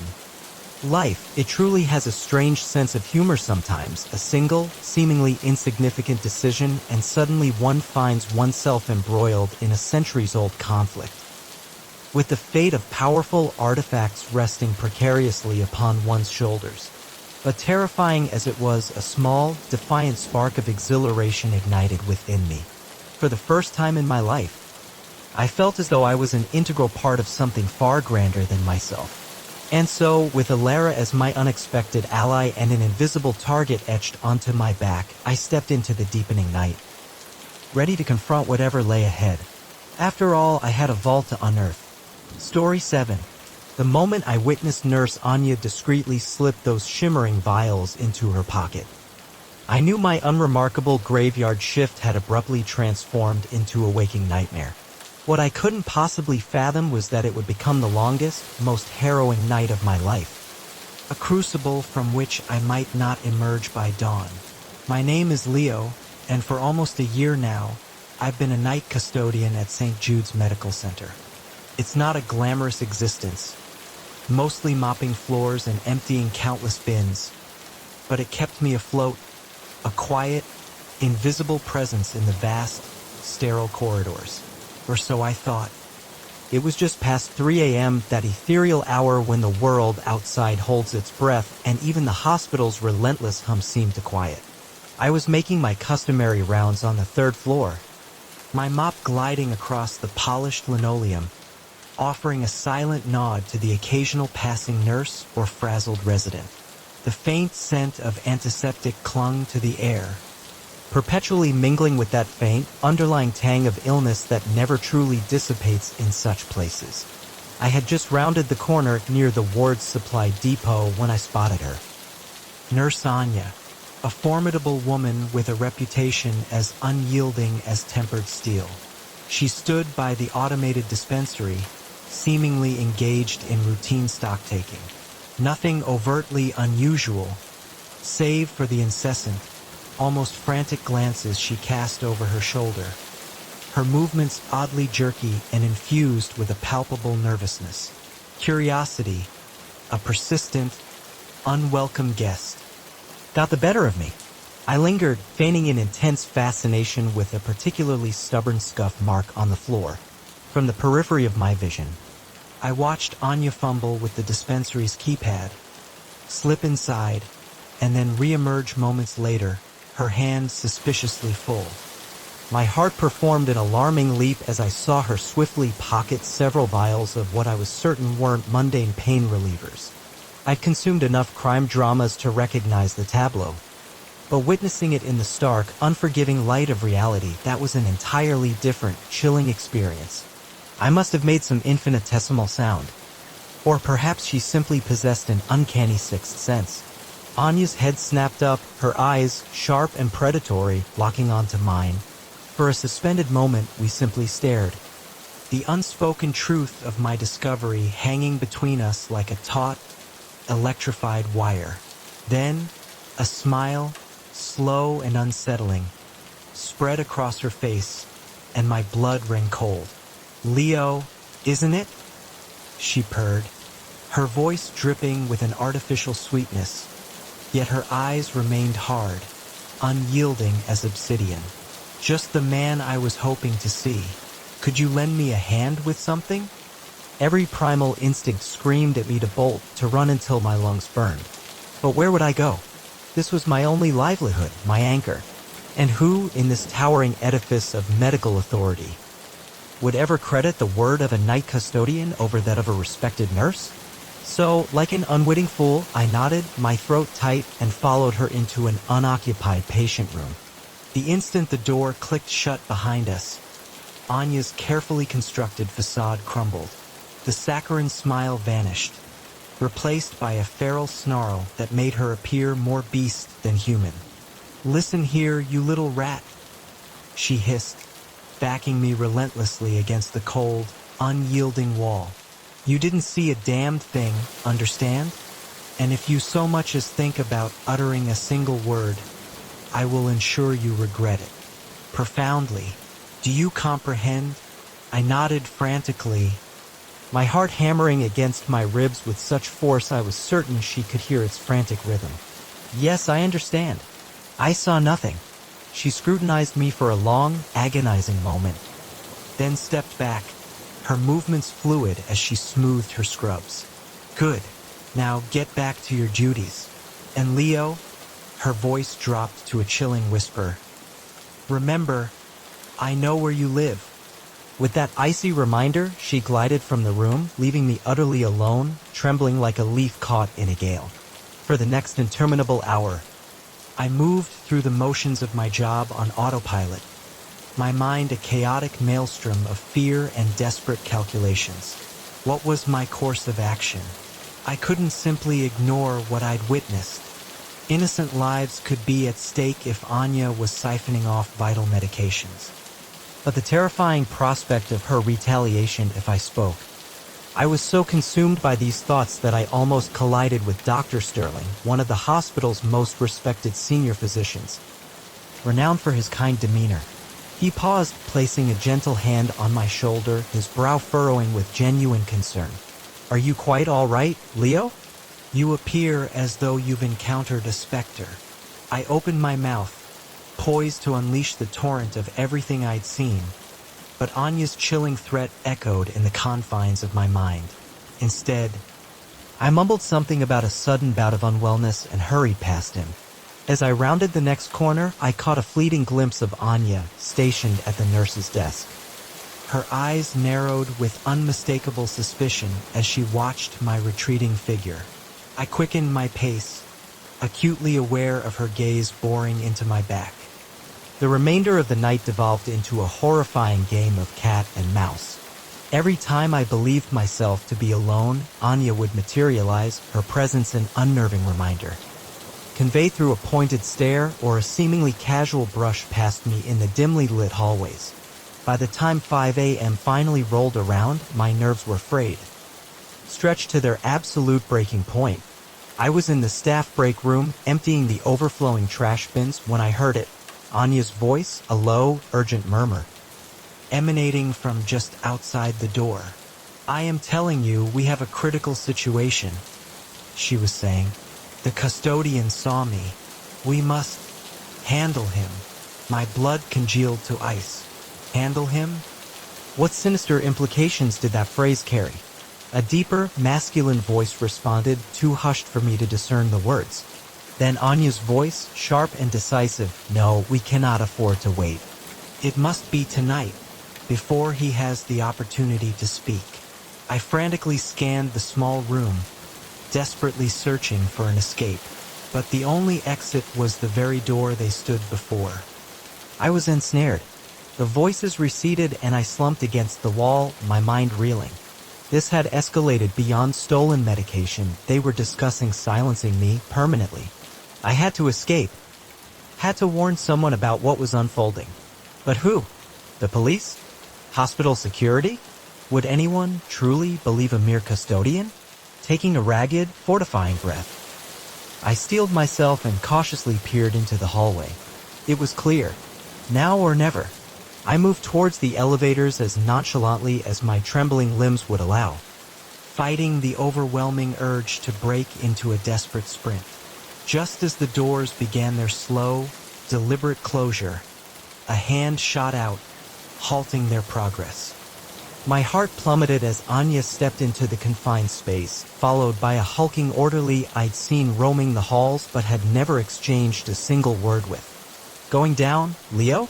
Anya inquired, her tone conversational, yet her eyes remained twin chips of ice. I merely nodded, not trusting my voice to produce a coherent sound. The elevator began its descent. The tension in the small enclosure so suffocating I could barely draw breath. At the second sublevel, Anya turned to me, a predatory glint in her eye. "Oh, Leo, I've just remembered. Could you assist us with a small matter in the utility basement? It will only take a moment." It was not a polite request. The orderly's heavy hand on my shoulder underscored the command. As we exited the elevator into the cavernous, dimly lit basement, a horrifying certainty solidified in my mind. If I descended further with them, I would never again see the light of day. In that precise moment, a primal survival instinct ignited. I shoved the orderly with every ounce of my remaining strength, sending him sprawling awkwardly into Anya. Then I ran. I could hear their furious shouts echoing behind me as I tore through the labyrinthine aisles of storage, shelves, and forgotten equipment. I had no coherent plan, no destination beyond sheer escape. I burst through a rarely used fire exit, the piercing wail of the alarm shattering the pre-dawn quiet. The cool, damp morning air struck me like a physical blow as I emerged into the hospital's desolate rear parking lot. Behind me, I heard the fire door slam open once more. Get him! Anya's voice, sharp and enraged, cut through the clamor. I ran faster than I ever had in my life, my lungs burning, each footfall a desperate drum against the cold asphalt. I had no idea of my direction, only that I would not stop. As I burst onto the street, a car screeched to a sudden halt directly in front of me, narrowly avoiding impact. Dr. Sterling leaned out of the driver's window, his face a mask of shock. "Leo, what in God's name?" "Please," I gasped, my gaze darting over my shoulder to see Anya and the orderly gaining ground. "Help me. They're trying to kill me." Perhaps it was the raw, unvarnished desperation in my voice, or perhaps Dr. Sterling had harbored his own simmering suspicions about Anya's conduct. Whatever the reason, he did not hesitate. "Get in," he commanded, unlocking the passenger doors. I dove into the passenger seat just as Anya's enraged hand reached the car. Dr. Sterling floored the accelerator, leaving her cursing impotently in our rapidly diminishing wake as we sped away from the hospital's menacing silhouette. Words poured from me in a frantic, incoherent torrent. I recounted everything: the pilfered medication, the chilling threats, the terrifying conversation I had overheard. Dr. Sterling listened in grim silence, his knuckles white against the steering wheel. When I finally finished, he nodded, his jaw tight. "I have harbored suspicions that something was profoundly amiss for quite some time," he admitted. "But I possessed no concrete proof until now." He pulled out his phone, his gaze unwavering from the road. "I am contacting the authorities and the hospital's chief administrator. This ends tonight." As I watched him make the calls, a profound wave of relief washed over me, swiftly followed by an overwhelming exhaustion. The adrenaline that had propelled me through the nightmare was dissipating, leaving me feeling hollowed out and profoundly shaken. "What happens now?" I managed to ask as he concluded the call. Dr. Sterling offered a faint, reassuring smile. "Now we ensure your safety. The police will rendezvous with us and you will recount everything you have told me. Anya and her accomplices will not evade justice." As the eastern sky began to blush with the first delicate shades of pink and gold, heralding the arrival of a new day, a glimmer of fragile hope ignited within me. The night shift from hell was finally over, but a new dawn was breaking, a dawn where truth would emerge and justice would, at long last, be served. I leaned back against the seat, closing my eyes for a fleeting moment. Who could have ever predicted that a humble custodian like myself would play a pivotal role in dismantling a major drug ring? Life? It certainly possesses an unexpected flair for the dramatic. One thing was unequivocally certain: I would never again view a night shift through the same innocent lens. But I had one hell of a story to tell, assuming, of course, that I lived long enough to share it.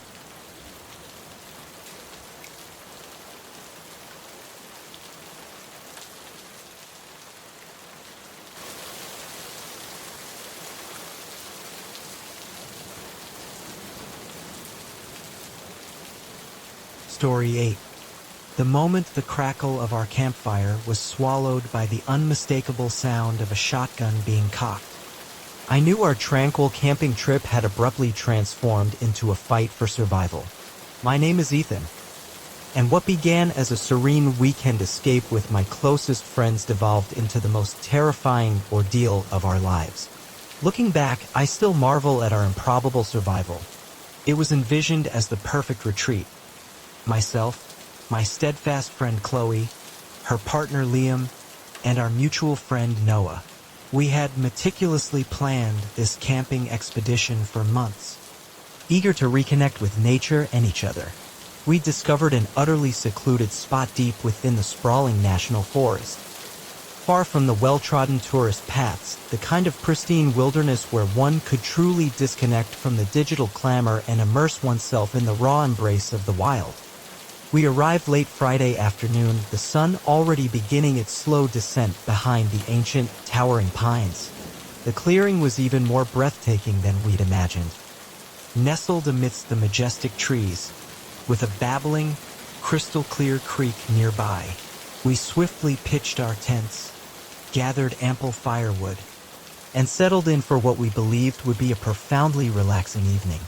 As dusk deepened, we gathered around the flickering campfire, sharing old stories and roasting marshmallows, their sugary sweetness contrasting with the crisp forest air.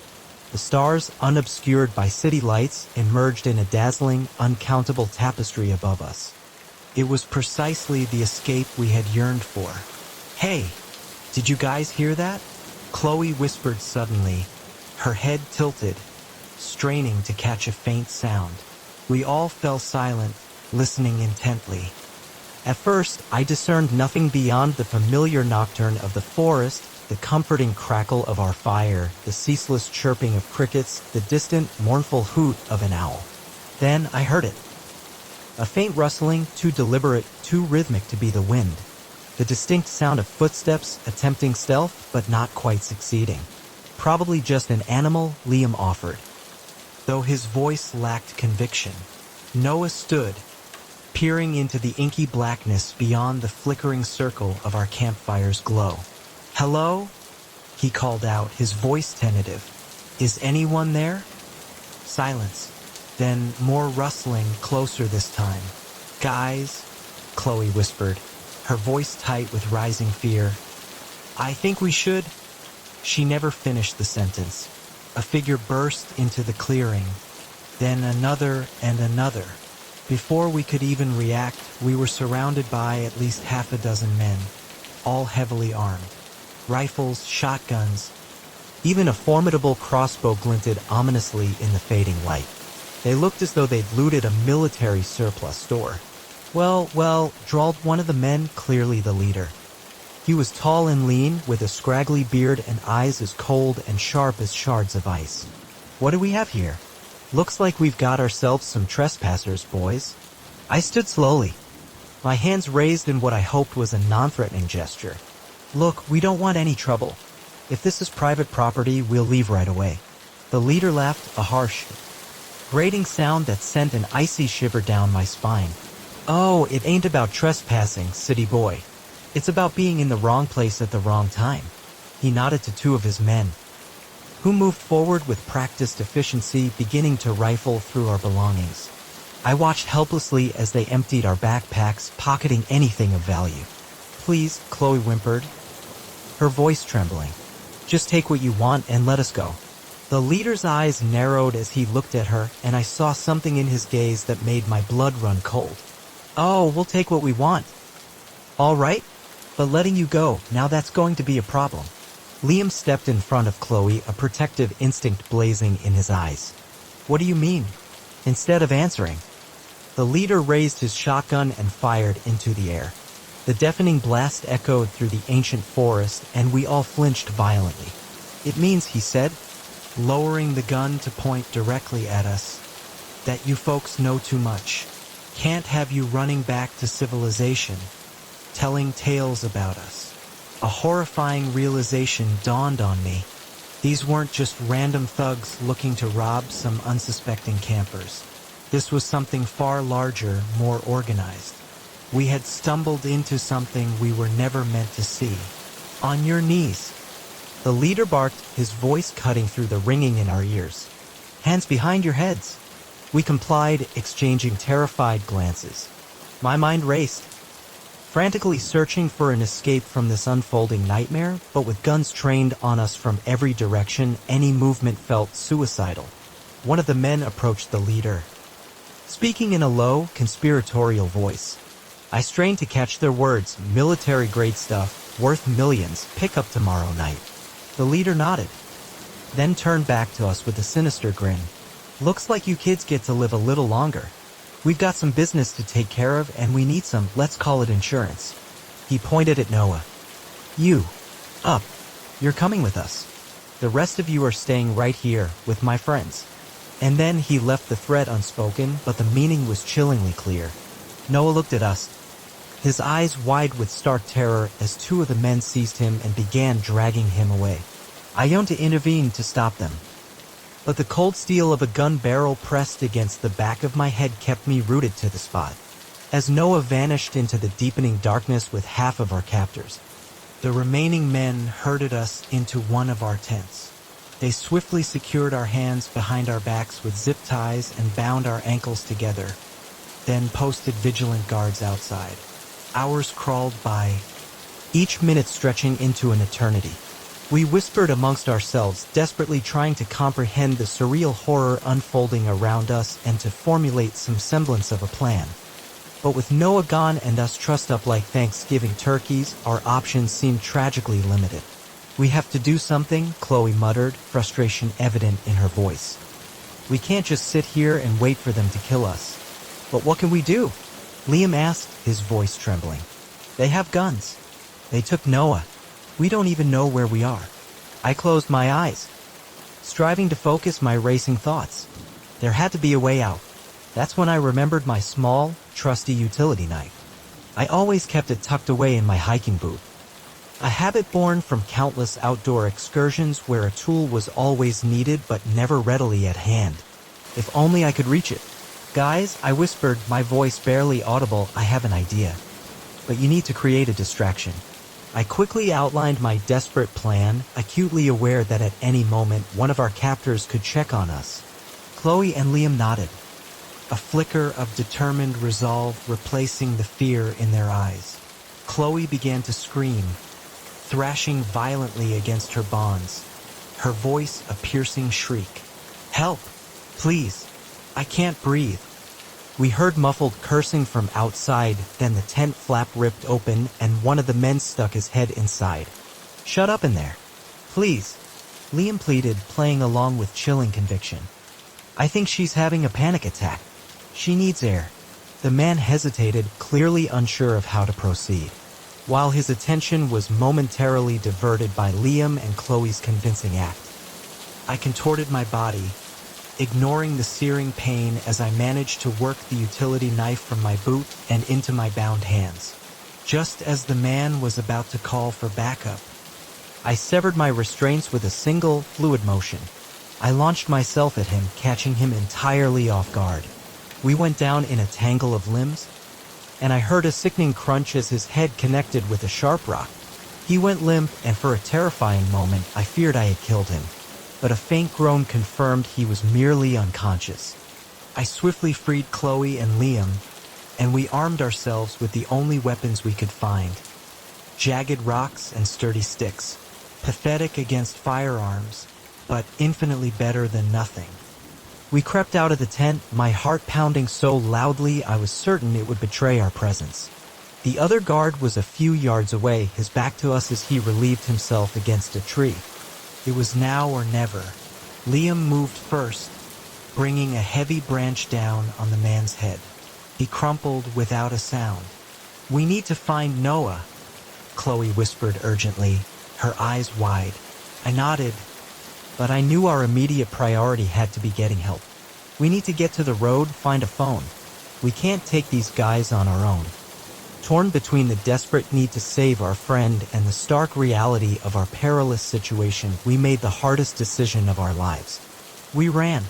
The forest was a suffocating shroud of black, branches whipping at our faces as we stumbled blindly through the dense underbrush. Every snapping twig sounded like a gunshot, every shifting shadow a lurking pursuer. But we kept going, driven by pure, raw adrenaline and the indomitable will to survive. After what felt like an eternity but was probably only minutes, we broke through the tree line onto a narrow, unpaved road. In the distance, we could discern the faint glow of approaching headlights. "Hey!" we screamed, waving our arms frantically. "Stop! Help!" The car screeched to a halt, and an elderly couple peered out at us in bewildered confusion. We must have looked utterly insane, dirty, bleeding, wild-eyed with terror. "Oh, please!" I gasped, my voice hoarse. "We need help. Our friend, men with guns, please call the police." The ensuing few hours passed in a blur. Police cruisers and search and rescue helicopters descended upon the area. We were questioned endlessly, examined by paramedics, given warm blankets and hot coffee. As the sun began its slow ascent, painting the eastern sky in delicate shades of pink and gold, a police officer approached us, bearing news. They had located the camp, arrested several of the men, and rescued Noah. He was shaken but miraculously unharmed.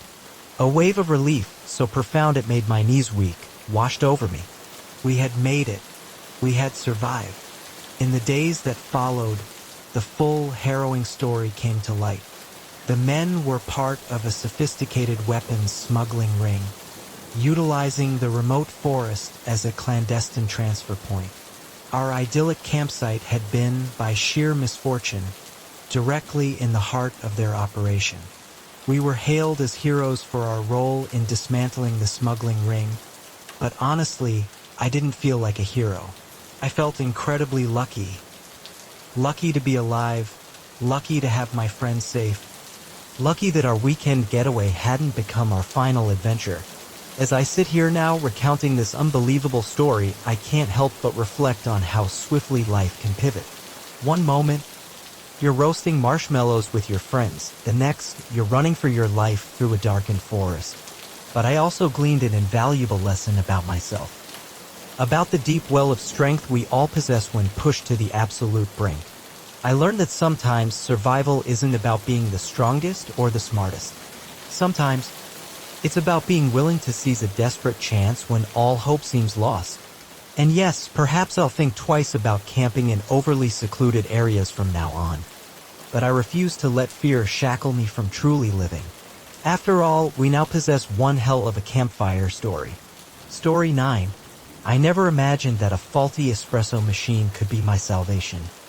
But that temperamental appliance, sputtering its last bitter drops, unknowingly steered me towards the man who nearly shattered my spirit. Had it not forced my reluctant steps into that unassuming corner cafe on Elm Street, I might never have found the strength to claw my way back to freedom. My name is Maya, and this is the story of how I mistook a gilded cage for love and how I ultimately reclaimed my wings. It began on a crisp autumn Tuesday.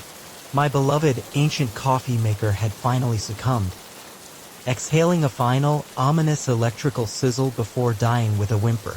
Caffeine-deprived and thoroughly irritable, I instinctively ducked into the first cafe that beckoned on my hurried route to work. That's where I first encountered Leo. He stood ahead of me in line, a towering presence with broad shoulders and a smile that seemed to illuminate the entire bustling room. When the barista called out his order, a caramel latte with extra whipped cream, he turned, catching my involuntary stare. Sweet tooth, he chuckled, a playful wink accompanying his words as he held up his decadent drink. My guilty pleasure. I laughed, charmed despite myself. No judgment here. I'm about to order the sugariest concoction on the menu. We fell into an easy conversation, and before I knew it, he convinced me to share a small, sunlit table for a few minutes. Those few minutes stretched into an hour, and I ended up being notoriously late for work. But in that moment, I simply didn't care. Leo was witty, intelligent, and possessed an intense attentiveness that made me feel like the most fascinating person in the universe. As I finally rushed out, already mentally rehearsing an elaborate apology for my bewildered boss, Leo caught my hand. "Can I see you again?" he asked, those captivating blue eyes sparkling with a hope that mirrored my own. I didn't even hesitate. Absolutely.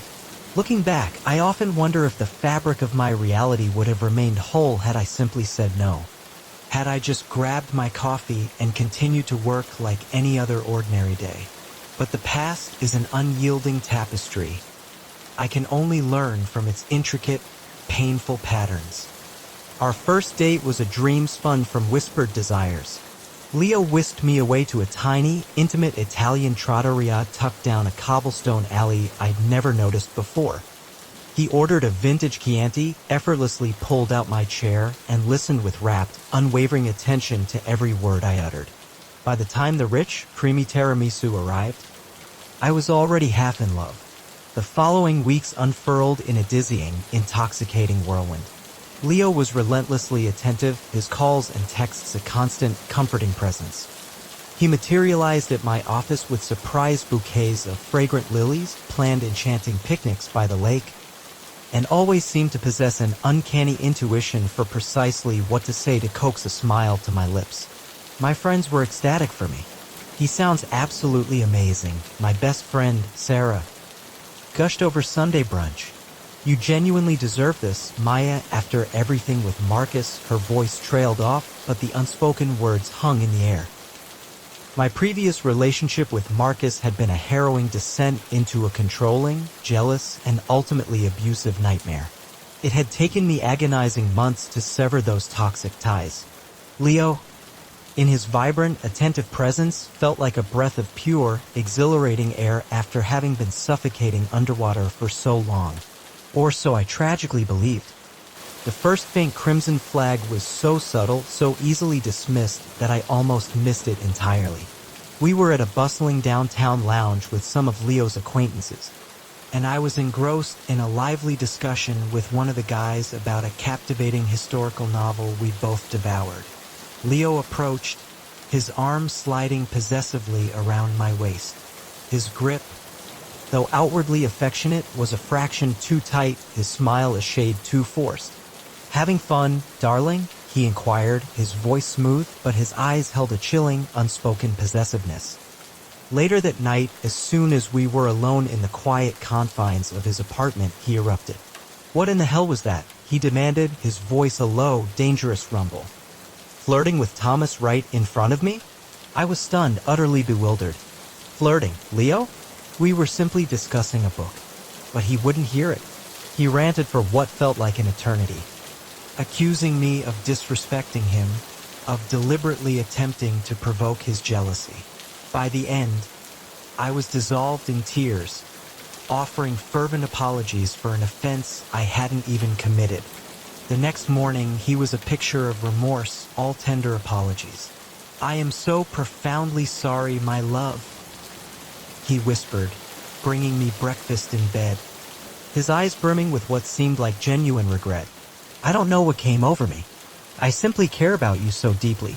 The thought of losing you, it terrifies me." I forgave him, of course. After all, didn't everyone have moments of irrationality? But that, I would soon discover, was merely the beginning. Slowly, almost imperceptibly, Leo began to change, or perhaps the elaborate mask he wore simply began to slip. He demanded to know my whereabouts at all times, who I was with, what I was wearing, even the exact duration of my errands. He would materialize unannounced at my workplace, claiming he merely wished to surprise me. He insisted I share my phone's real-time location with him, citing safety as his unwavering concern.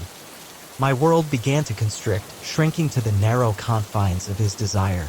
I saw my friends less and less. Leo always conjured a plausible reason why we couldn't go out, why we should instead remain in, just the two of us. When I did manage to meet them, my phone would incessantly buzz with his texts and calls.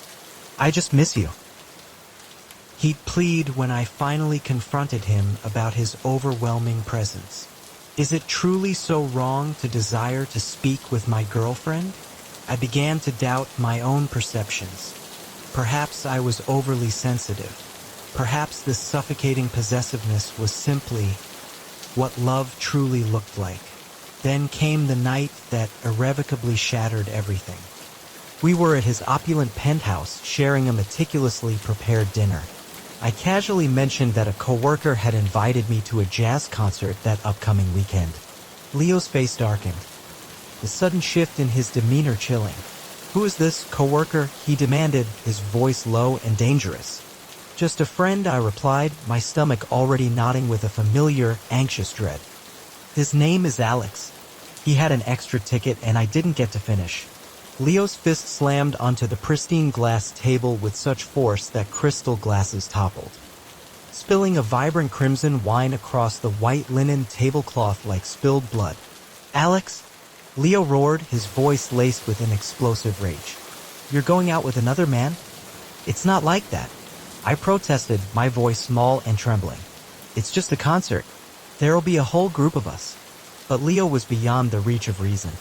He advanced on me, his face twisted into a grotesque mask of fury. For the first time, I was truly, viscerally afraid of him. "You're not going," he snarled, his eyes blazing with a terrifying possessiveness. "You're mine, Maya. Do you understand? Mine." He seized my arm, his fingers digging in with painful, bruising force. I cried out, struggling to pull away, but his grip was like unforgiving iron. "Leo, You're hurting me." Something in the raw terror of my voice must have pierced through his rage. He released me abruptly, stumbling back, a fleeting flicker of horror crossing his face, swiftly replaced by a mask of manufactured remorse. "Oh God, Maya, I'm so sorry," he stammered, his voice filled with feigned anguish. "I didn't mean to. I would never hurt you, you know that, right?" But in that moment I did know. I saw Leo clearly, stripped bare of all his carefully constructed charm. This wasn't love. This was control, manipulation, abuse, and it would only escalate. "I have to go," I said, grabbing my purse with trembling hands. Leo tried to physically block my path, alternating between desperate pleas for forgiveness and venomous accusations. But I pushed past him, my legs propelled by a desperate urgency. I ran out of his apartment, down the endless flights of stairs, and into the cool, liberating night air. I didn't stop running until I reached Sarah's apartment. She opened the door, took one look at my tear-stained face, and pulled me into a fierce, comforting hug. "Oh, Maya," she whispered, her voice heavy with sorrow. "What did he do?" That night, as I poured out the entire, sordid tale to Sarah, I felt the suffocating fog of confusion slowly lift. How could I have been so blind? The insidious isolation, the suffocating jealousy, the relentless control. It was Marcus all over again, merely repackaged in a more insidious form. "You absolutely cannot go back," Sarah said firmly, her voice unwavering. "He's dangerous, Maya." I knew she was right, but I also knew it wouldn't be that simple. The next few weeks were a living hell. Leo called and texted incessantly, his messages swinging wildly between desperate, heart-wrenching pleas for forgiveness and thinly veiled threats. He materialized at my workplace, my apartment building, even Sarah's place. "You'll never find anyone who loves you like I do," he'd cajole, his voice a seductive whisper. "You're making a grave mistake. You'll regret this." I changed my phone number, my email address, even relocated to a new apartment in a different part of the city. But still, he found ways to reach me. It all culminated on one rain-swept night. I was walking home from the subway station when I saw him. Leo, leaning casually against the entrance to my new building, his eyes locked onto me. My blood ran cold. "Maya," he called out, his voice deceptively gentle. "We need to talk." I turned and ran. I could hear his heavy footsteps pounding behind me, gaining with terrifying speed. Rain lashed at my face as I sprinted down the street, my heart a frantic drum in my ears. I ducked into a brightly lit, all-night diner, breathless and thoroughly soaked. The waitress, a kind-faced woman with tired eyes, took one look at my distraught face and ushered me towards a secluded booth in the back. "You okay, honey?" she asked, genuine concern etched onto her weathered features. I shook my head, tears mingling with raindrops on my cheeks. "There's a man, he's following me. He won't leave me alone." Understanding dawned in her eyes. She nodded once, then turned decisively to the grizzled cook behind the counter. "Joe, call the cops. We've got a situation here." When the police arrived, I recounted everything. The insidious emotional abuse, the suffocating control, the relentless stalking. They meticulously took my statement, promising to bring Leo in for questioning. As I sat there, wrapped in a comforting blanket the kind waitress had provided, I felt something I hadn't felt in months: hope. The path to recovery was arduous, fraught with emotional landmines. There were restraining orders, harrowing court dates, and countless, often agonizing therapy sessions. There were nights when I jolted awake in a cold sweat, convinced I'd heard Leo's voice outside my window. There were days when every shifting shadow seemed to conceal his menacing presence. But slowly, painstakingly, I began to heal. I reconnected with my estranged friends, poured my renewed energy into my work, and began the slow, beautiful process of rediscovering who I was without the suffocating shadow of Leo looming over me. Now, as I sit here in that same unassuming cafe where it all began, I can't help but reflect on the immense distance I have traveled. The Maya who first encountered Leo that day feels like a stranger now. She was a fragile bloom, desperately seeking love in all the wrong places, willing to accept meager crumbs of affection and call it a feast.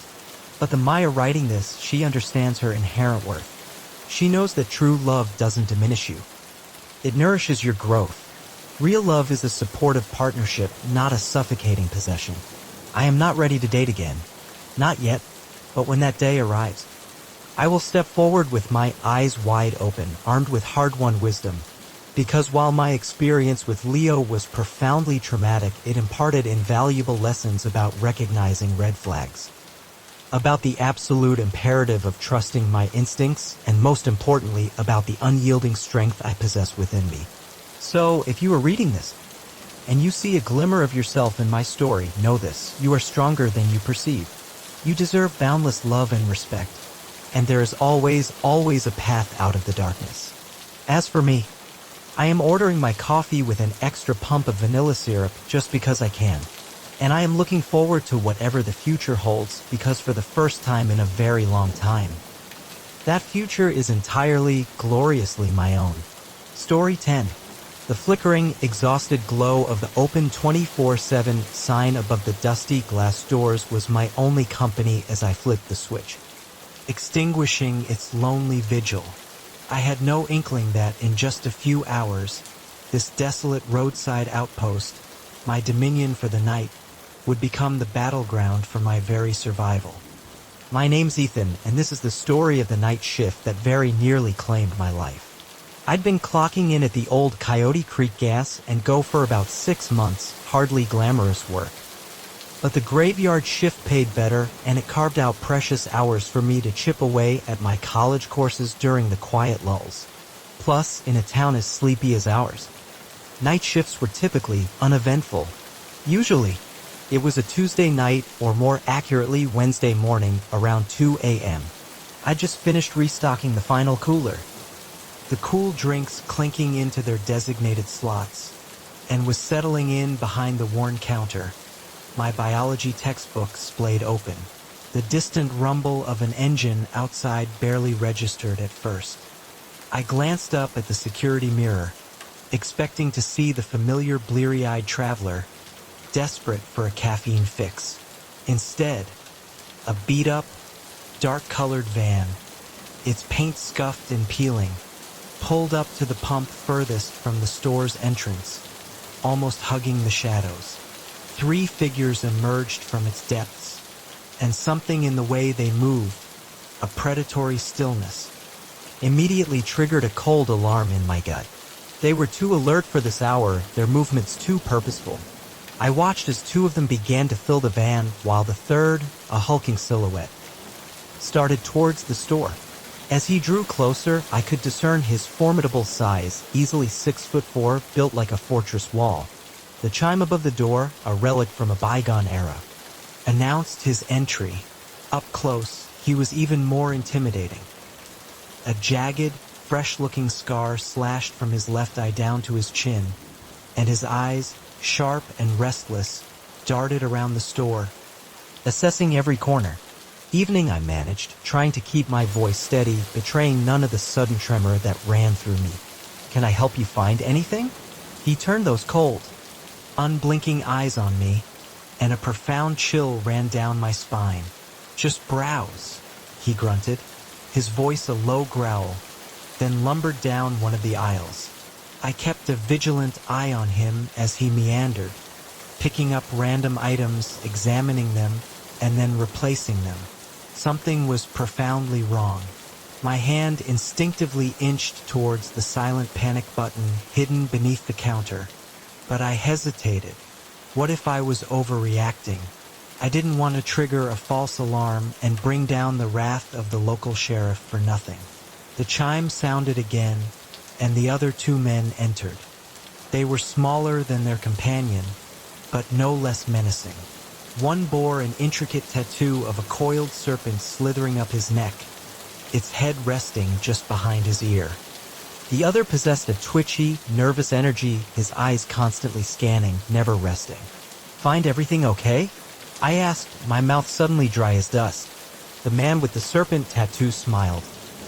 But it was a cold, humorless grimace that didn't reach his eyes. "Oh yeah, we found just what we needed." That's when I saw it, the unmistakable glint of a handgun tucked into his waistband. My heart began to hammer against my ribs, a frantic drumbeat in the sudden, oppressive silence. This was truly happening. We were in the middle of nowhere, at least an hour's drive from the nearest town, the nearest glimmer of true civilization. No one was coming to save me.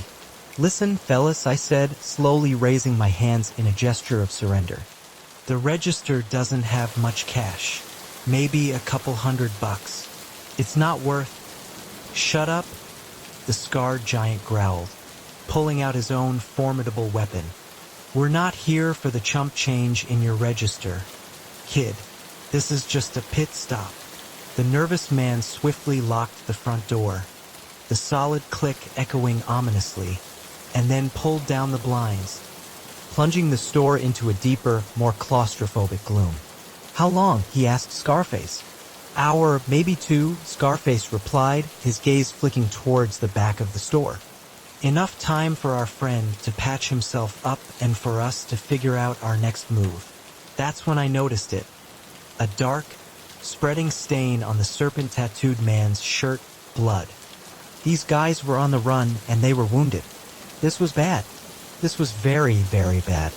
"All right, kid," Scarface said, turning his attention back to me, his eyes cold and assessing. "Here's how this is going to go. You're going to sit tight and keep your mouth shut. You play nice, maybe you walk away from this. You try to be a hero." He let the unspoken threat hang heavy in the air, a palpable weight. I nodded, not trusting myself to speak. Scarface motioned to the nervous guy, who came around the counter and swiftly zip-tied my hands behind my back, the plastic biting painfully into my wrists. They marched me to the storage room in the back, a cramped, dusty space, and shoved me down onto an overturned milk crate. "Sit tight," Scarface said with a cruel smirk. "We'll be checking on you." The heavy door closed with a definitive thud, leaving me alone in the dimly lit room, the silence punctuated only by the frantic pounding of my own heart. My mind raced, frantically sifting through desperate, improbable escape scenarios. I don't know how long I sat there, my hands slowly going numb from the relentless pressure of the zip ties, listening to the muffled voices and the occasional clink from the main store. It could have been minutes, or it could have stretched into hours. Time seemed to lose all meaning when terror was your only companion. Suddenly, the door creaked open. It was the serpent-tattooed man, his shirt now removed, revealing a crudely bandaged wound on his side. He was sweating profusely, his eyes glazed with pain, or perhaps a fever. "Water," he grunted, his voice hoarse, nodding towards the cases of bottled water stacked against the far wall. I struggled to my feet, awkwardly, my bound hands making it difficult to maintain my balance. "I can't exactly grab it for you," I said, turning slightly to show him my bound wrists. He grunted again, a sound of frustration, then stumbled forward to grab a bottle himself. As he did, he swayed, catching himself on a shelf, the movement causing a sharp wince of pain. I saw fresh blood, a new, dark bloom, seeping through his makeshift bandage. "You need a hospital," I blurted out, the words tumbling forth before I could censor them. Serpent Tattoo's head snapped up, his eyes narrowing to angry slits. "What I need," he snarled, his voice laced with menace, "is for you to shut your mouth." But I was already committed. Perhaps it was the sheer adrenaline, or maybe I was simply tired of feeling utterly helpless. But I pressed on. "Look, I don't know what you guys are mixed up in, but that wound looks bad. If it gets infected," I said, "shut up." He backhanded me across the face, a brutal, jarring blow that sent me sprawling onto the cold concrete floor. Pain exploded in my cheek, and I tasted the metallic tang of my own blood. But as I lay there, my face pressed against the rough, cold floor, I saw something that made my heart leap with a desperate, improbable hope. A discarded box cutter, its razor-sharp blade gleaming dully in the faint light. It must have fallen off one of the shelves during their initial ransacking. It lay just a few feet away. Serpent Tattoo was too preoccupied, his hands trembling as he struggled to open his water bottle to notice my desperate gaze. I inched towards the box cutter, my muscles screaming in protest, praying he wouldn't look down, praying he wouldn't see. Just as my fingers, numb and clumsy, finally closed around the cold, textured handle, the door burst open again. It was the nervous guy. "Tommy's getting antsy," he said to Serpent Tattoo. "Says we need to move soon." Serpent Tattoo cursed under his breath. "Tell him to cool it. I'm not going anywhere until this bleeding stops." Nervous guy's eyes darted to me, then back to Serpent Tattoo. "What about him? We can't just leave him here. We'll figure it out," Serpent Tattoo snapped. "Now get out of here and let me rest." As soon as the door closed, I began to work on my bonds. It was an agonizingly awkward and slow process, trying to maneuver the razor-sharp blade of the box cutter with my hands twisted behind my back.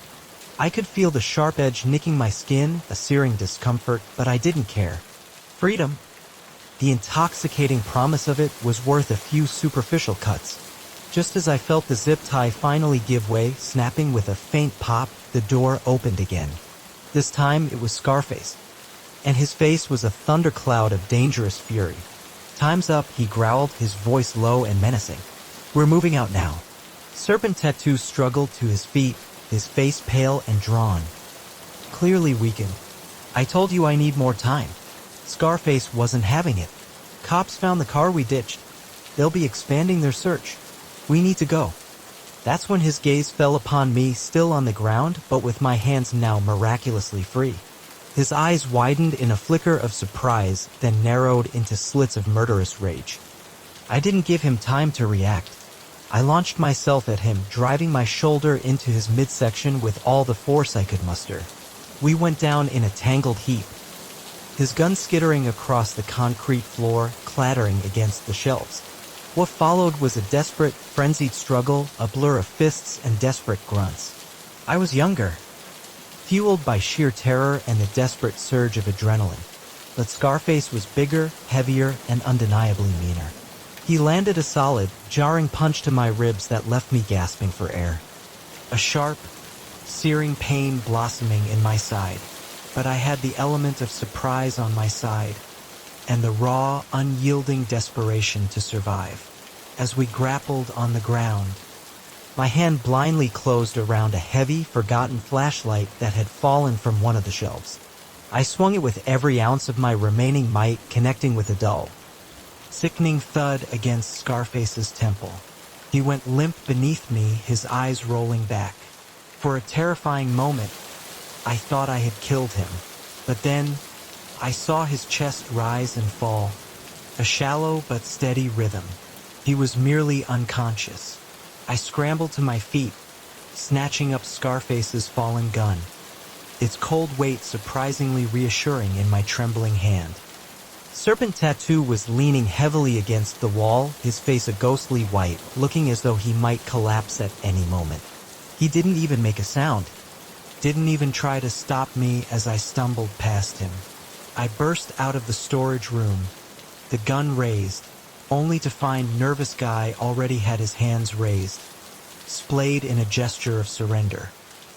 He had clearly heard the brutal commotion, and had wisely decided he wanted no further part of it. "Don't shoot," he pleaded, his voice cracking with fear. "I'm done, man. I give up." My hands were shaking so violently I could barely hold the gun steady, its barrel wavering precariously. On the ground, I managed to choke out, my voice hoarse, face down, hands behind your head. As soon as he was prone, I raced for the phone behind the counter, my fingers fumbling with the unfamiliar buttons as I dialed 911, my voice cracking and thin as I recounted the unbelievable events that had just unfolded. The next hour was a chaotic blur. Police cruisers and ambulances descended upon the gas station, their flashing lights painting everything in surreal, pulsing shades of red and blue. I gave my statement over and over again, first to the local sheriff's deputies, then to state police, and finally to a pair of grim-faced FBI agents. Turns out these guys were part of a notorious crew that had pulled off a string of armed robberies across 3 different states. The authorities had been tracking them for months, and little old me, the unassuming night shift gas station attendant, had somehow brought them down. As the sun began its slow ascent, casting a warm, golden glow over the lingering chaos of the crime scene, one of the FBI agents approached me, a look of grudging respect on his weary face. "You did good, kid," he said, clapping me on the shoulder. His voice rough but sincere. "Not many people would have had the guts to do what you did." I nodded, too exhausted to form coherent words. The adrenaline that had propelled me through the nightmare had long since worn off, leaving me feeling hollowed out, shaky, and profoundly existentially tired. "Get some rest," the agent continued, a faint smile touching his lips. "But when you're up for it, come down to the station. I think we might have a job for you that's a little more suited to your particular skill set than night watchman." As he walked away, I couldn't help but let out a weak, disbelieving laugh. 24 hours ago, I was a bored security guard, counting the interminable minutes until my shift ended. Now I was a local hero, with a possible future in federal law enforcement on the horizon. I looked up at the old Coyote Creek Gas and Go building, its front windows still dusted with the lingering white residue of the fire extinguisher. Whatever they were going to pay me to clean up this colossal mess, it wasn't going to be enough. But as I watched the 3 masked men being led away in handcuffs, their shoulders slumped in defeat, I felt a surge of unexpected pride. I had protected what I was meant to protect. I had made a tangible difference. Not bad for a night's work. As the ambulance doors closed and we pulled away from the scene, leaving the flashing lights behind, I leaned back, finally allowing my eyes to drift shut. I had a strong feeling that sleep wouldn't be a problem today. And for once, I was actually, inexplicably, looking forward to my next shift. After all, who knew what unpredictable excitement it might bring? The moment I saw his thumb jutting out on the side of that lonely stretch of highway, I knew I should have kept driving. But I didn't. And that decision turned a routine road trip into a life-or-death struggle I'll never forget. My name's Jack, and I'm just an ordinary guy who made one simple mistake. I picked up a hitchhiker. Story 11. The moment I stumbled upon that unnatural clearing nestled deep within the Whispering Woods, a cold certainty settled over me. I had witnessed something I was never meant to see. What I couldn't possibly fathom was that the next 24 hours would plunge me into a desperate fight for my life, testing every ounce of resilience and cunning I possessed. My name is Vivian, and I am an ardent wilderness enthusiast. There is nothing I cherish more than losing myself in the boundless embrace of nature, feeling the satisfying crunch of fallen leaves beneath my hiking boots, and inhaling the crisp, invigorating scent of the untamed forest air. This is precisely why I embarked on a solo hiking pilgrimage into the majestic Sierra Nevada mountains. Just me, my meticulously packed backpack, and mile after pristine mile of untainted wilderness. I had been traversing the winding trails for 3 glorious days, reveling in the profound solitude and the breathtaking vistas that unfolded with every turn. On the 4th morning, I awoke with the first blush of dawn, eager to cover significant ground before the day's heat intensified. The trail I had chosen was known for its infrequent visitors, a narrow, challenging path that wove through dense, ancient forest and treacherous rocky outcroppings. It was demanding, but that was precisely how I preferred it. As the sun climbed higher, casting dappled light through the canopy, I decided to take a short, unmapped detour off the main path. My worn topographical map indicated a small, hidden spring that promised to be the perfect, tranquil spot for a midday lunch break. I pushed through a particularly thick patch of underbrush, the gentle murmur of running water growing steadily louder. That's when I saw it. The clearing was unequivocally man-made, that much was chillingly obvious.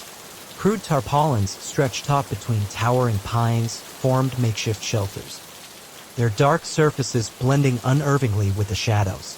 But it was what lay beneath those tarps that sent a jolt of ice through my veins. Crates. Dozens upon dozens of them stacked haphazardly, almost carelessly. And beside those crates, an alarming array of weaponry, the kind of heavy, military-grade ordnance rarely seen outside of conflict zones. My mind reeled, desperately attempting to construct some logical explanation for the horrifying tableau before me. Arms dealers? Drug cartel operatives?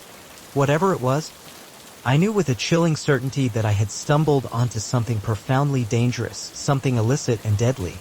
I took a single, slow step backward, my entire being screaming to retreat, to vanish into the protective embrace of the forest. Then, a twig snapped beneath my hiking boot, the sharp crack echoing unnervingly in the oppressive silence. "Hey, who's there?" A gruff, guttural voice shattered the stillness, thick with menace. My heart leaped into my throat as I saw a burly man emerge from one of the makeshift shelters, a formidable rifle clutched tightly in his hands. I didn't think. I ran, crashing blindly through the dense underbrush. I could hear shouts erupting behind me. They were coming. The peaceful, verdant forest that had, moments ago, been my sanctuary, now transformed into a deadly, unforgiving maze, and I, the unwitting prey, was ensnared within it. I ran harder than I had ever run in my life, pushing my limbs to their absolute limits. Branches, like whipping tentacles, lashed at my face and arms, leaving stinging welts. Roots, insidious and grasping, threatened to trip me with every desperate stride. But I didn't dare, could not dare, slow down. The sounds of pursuit were drawing inexorably closer. There, I see her. A bullet whizzed past my ear with a terrifying whisper, splintering the bark of a nearby tree just inches from my head. They were shooting at me. This was real. This was happening. I veered sharply to the left, hoping to lose them in a particularly dense, thorny thicket of forest. My lungs burned with a searing agony, my leg muscles screaming for respite. But stopping was no longer an option. As I ran, my mind raced almost as swiftly as my feet. I needed a plan. I couldn't outrun them indefinitely. I needed to outsmart them. The ground began to slope steeply upward, and I remembered seeing a series of rugged cliffs marked on my old, faded map. If I could reach higher ground, perhaps I could locate a hidden crevice. A secluded ledge, a place to conceal myself, to catch my breath, to think. I scrambled desperately up the incline, utilizing exposed roots and jagged rocks as precarious handholds. The shouts behind me, though still present, seemed to be growing faintly more distant, but I didn't dare succumb to the treacherous lure of hope. These men, I knew, navigated these woods with an intimate, predatory knowledge, probably far better than I. Finally, I reached a small, windswept plateau, gasping for air, my chest heaving. I scanned the immediate surroundings frantically, desperate for any semblance of cover. That's when my eyes fell upon it, a narrow, almost invisible crevice in the imposing rock face, barely wide enough for a person to squeeze through. Without a moment's hesitation, I shimmed my way into the impossibly tight gap. It was a suffocating squeeze, the rough, abrasive stone scraping mercilessly against my skin, but I pressed on, propelled by a desperate urgency. The crevice unexpectedly opened up into a small, damp, and utterly dark cave, but blessedly, it was hidden. I slumped against the cool, unyielding rock, striving to quiet my ragged, panicked breathing. Outside, I could distinctly hear the ominous movements of my pursuers. Where'd she go? One gruff voice demanded. She can't have gotten far. Spread out and find her. I remained perfectly still, hardly daring to draw a breath, every nerve ending screaming with alertness. Minutes stretched into an eternity. I could hear them, relentlessly searching, their voices sometimes fading into the background hum of the forest, sometimes growing alarmingly, terrifyingly close. As the initial, furious surge of adrenaline began its slow retreat, the stark, brutal reality of my predicament began to sink in. I was trapped in a dark, claustrophobic cave, being hunted by armed, ruthless men miles from any conceivable help. My cell phone, a useless brick this deep in the wilderness, showed no signal. No one knew my precise location or when to expect my return. I was utterly, terrifyingly on my own. As night's ink began to spill across the sky, the temperature within the small cave plummeted. I huddled deeper into the cool rock, shivering uncontrollably, my ears straining for any sound of my relentless pursuers. They were still out there. I could occasionally discern their heavy footsteps, or the sweep of their powerful flashlight beams cutting through the inky blackness of the forest floor. I knew with a grim certainty that I couldn't remain in this cramped, frigid cave indefinitely. I needed to discover a way out of these treacherous woods to reach safety and to alert the authorities to the chilling operation I had stumbled upon. But how? As I sat there, my mind racing through a whirlwind of desperate possibilities, a memory from my countless hiking trips resurfaced. Search and rescue teams often utilized rivers and streams as crucial navigational landmarks. If I could locate the small spring I'd been searching for earlier, the one that had led me to this horrifying discovery, I might be able to follow its downward flow, eventually leading me out of the dense forest. It was a terrifying gamble. I would have to abandon the relative safety of my hiding spot and navigate in the treacherous, unforgiving darkness. But it was the only viable plan I possessed. I waited. I waited until the forest outside had been shrouded in a profound, unbroken silence for what felt like an age. Then, slowly, painstakingly, I squeezed myself out of the narrow crevice. The night was a suffocating, impenetrable black, the dense canopy above blocking out any hint of moonlight or starlight. I drew a deep, fortifying breath, oriented myself as best I could by the faint rustle of the leaves, and began to move. Every single step was an agony. I was forced to move with excruciating slowness, placing each footfall with painstaking care to avoid making the slightest sound. Every passing moment I spent exposed felt like an eternity. More than once I froze dead in my tracks, my heart leaping into my throat at the sound of a snapping twig or the rustle of leaves, convinced I had been discovered. After what felt like an eternity, but was likely only a few agonizing hours, I heard it, the faint, unmistakable murmur of running water. Hope surged through me, a powerful, unexpected second wind. I quickened my pace, propelled by a renewed, desperate urgency. Following the ethereal sound, I was so utterly focused on the promise of the stream that I almost missed the voices. I dropped to the ground, pressing myself flat against the damp earth. Just as a powerful flashlight beam swept over the exact spot where I had been standing moments before. I'm telling you, I heard something. One voice, gruff and impatient, grumbled. Probably just an animal. The girl's long gone by now. Boss ain't gonna like that. You know what was in those crates if she talks. My breath caught in my throat. Whatever was in those crates, it was big. Big enough that these men were willing to kill to keep it secret. I lay there, barely breathing, as the men moved past my hiding spot. Once I was certain they were gone, I crawled, low to the ground, towards the sound of the stream. When I finally reached the water, I nearly wept with sheer relief. It wasn't much, just a small, gurgling creek, but it was flowing downhill. Civilization, I reasoned with a surge of logic, would also be downhill. I began to follow the stream, moving as quickly as I dared.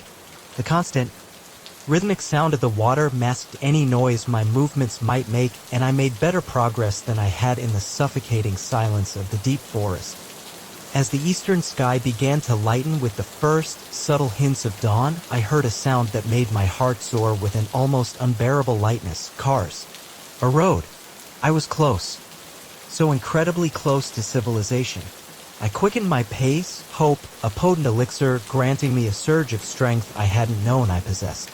The ancient trees began to thin, and suddenly, gloriously, I was there. A two-lane highway stretched out before me, blessedly empty in the cool, early morning light. I wanted nothing more than to collapse right there on the rough asphalt, to lie still and let the exhaustion claim me. But I knew I couldn't stop. Not yet. I needed to reach help, to tell someone about the horrifying tableau I had witnessed. I started walking, my thumb extended, praying with every fiber of my being for a car to materialize. After what felt like an eternity, I saw headlights approaching in the distance. An old, beat-up pickup truck slowed, then rumbled to a stop beside me. An elderly man, his face a roadmap of weathered lines, peered out at me, concern etched onto his features. "You all right, miss? You look like you've been through hell." I probably did look like a creature from a nightmare, my clothes torn and mud-stained, my skin a network of angry scratches and bruises, my eyes wide and wild with lingering terror and profound exhaustion. But at that moment, this kind, grizzled stranger was the most beautiful sight I had ever beheld. "Please," I rasped, my voice hoarse from dehydration and fear. "I need help. I need to call the police." He didn't ask questions. He simply nodded, his eyes meeting mine with a quiet understanding, and unlocked the passenger door. As we drove towards the nearest small town, I recounted an abbreviated, breathless version of the nightmare that had just unfolded. He listened silently, his knuckles white against the steering wheel, his gaze fixed on the winding road ahead. When we reached the local police station, a small, unassuming building, he insisted on accompanying me inside. "Just to make sure you're okay," he mumbled gruffly. The next few hours were a dizzying, disorienting blur of questions and statements. First to local deputies, then to grim-faced state troopers, and finally to a pair of sharp, observant FBI agents. I told my story over and over again, marking locations on maps, meticulously describing what I had seen in that hidden clearing. They found the camp, but it had been abandoned. The crates, the weapons, the men, all gone. But they found enough corroborating evidence to confirm my chilling narrative. Spent bullet casings that matched the shots fired at me, faint traces of whatever had been in those crates. Something highly illegal, they stated, though they wouldn't elaborate on the details. As I sat in the sterile confines of the police station, wrapped in a coarse shock blanket and sipping lukewarm, bitter coffee, the full, crushing weight of what I had endured began to sink in. I had stumbled upon a major criminal operation. I had been hunted. I had been shot at. I had been nearly killed. And I had survived. The FBI agent in charge, a man with a tired but piercing gaze, approached me, a look of grudging respect in his eyes. "You did good out there," he said, his voice quiet but firm. "Not many people would have made it out of those woods alive." I merely nodded, too utterly exhausted to speak. He continued, his voice softening slightly. "We're going to need to put you in protective custody for a while, just until we're absolutely sure it's safe." Part of me yearned to protest. I had a life, a job, friends and family who would worry.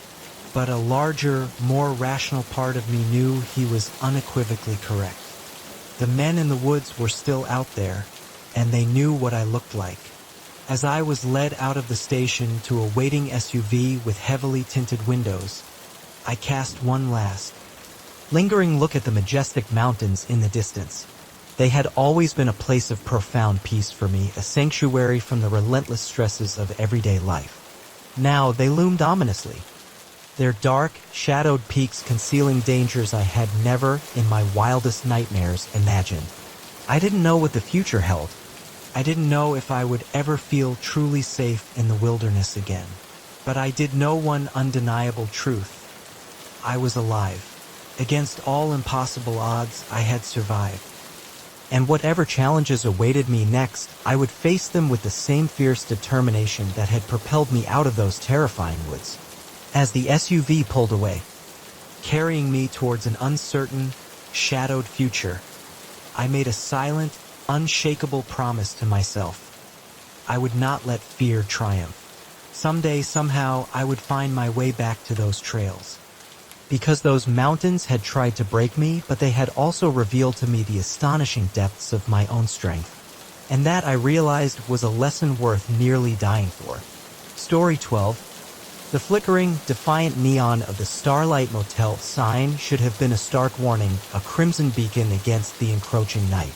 But after 12 hours of relentless driving, my sole desire was the embrace of a soft bed and the cleansing rush of a hot shower. I had no inkling that checking into room 13 would mark the genesis of the longest, most terrifying night of my life. My name is Julian, and I am a weary traveling sales representative. Cheap motels and endless stretches of desolate highway are, in essence, my second home. I've witnessed my fair share of dingy rooms and encountered myriad sketchy characters, but nothing, absolutely nothing, could have prepared me for the descent into madness that unfolded that night at the Starlight. I steered my dusty sedan into the nearly empty parking lot around 11 p.m. The motel was a relic from a bygone era, one of those sprawling, single-story structures that the forgotten highways of rural America. Its paint peeled like sunburnt skin, rust stained its walls like weeping wounds, yet beggars, as they say, cannot be choosers when stranded in the desolate expanse of nowhere. The office was cloaked in a perpetual gloom, illuminated only by the anemic glow of an ancient television set flickering behind the counter. Behind it sat a man who appeared as old and worn as the motel itself, his roomy eyes fixed on me with an unsettling intensity as I approached.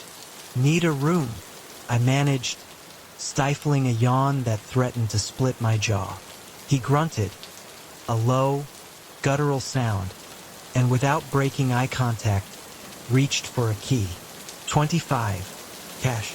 Check out at 11. I handed over the crumpled bills, and he slid the key across the worn counter. Room 13. Great. Anywhere to grab a bite around here? I asked, a hopeful note in my voice. He shook his head slowly, the movement almost imperceptible. Kitchens closed. Vending machines busted. Nearest place is 30 miles down the road. Of course it was. I sighed, resigning myself to the dubious comforts of the granola bar and lukewarm water bottle awaiting me in my car. As I turned to leave, the old man's voice, raspy and low, stopped me dead in my tracks. "Word of advice, stranger. Lock your door. Don't open it for nobody." I paused, a sudden, icy chill tracing its way down my spine despite the stuffy warmth of the office. "Why is that?" He simply stared, his gaze unblinking, then slowly turned back to his flickering television. Conversation over, I surmised. Outside, the night seemed to have deepened, intensified, becoming an almost tangible entity.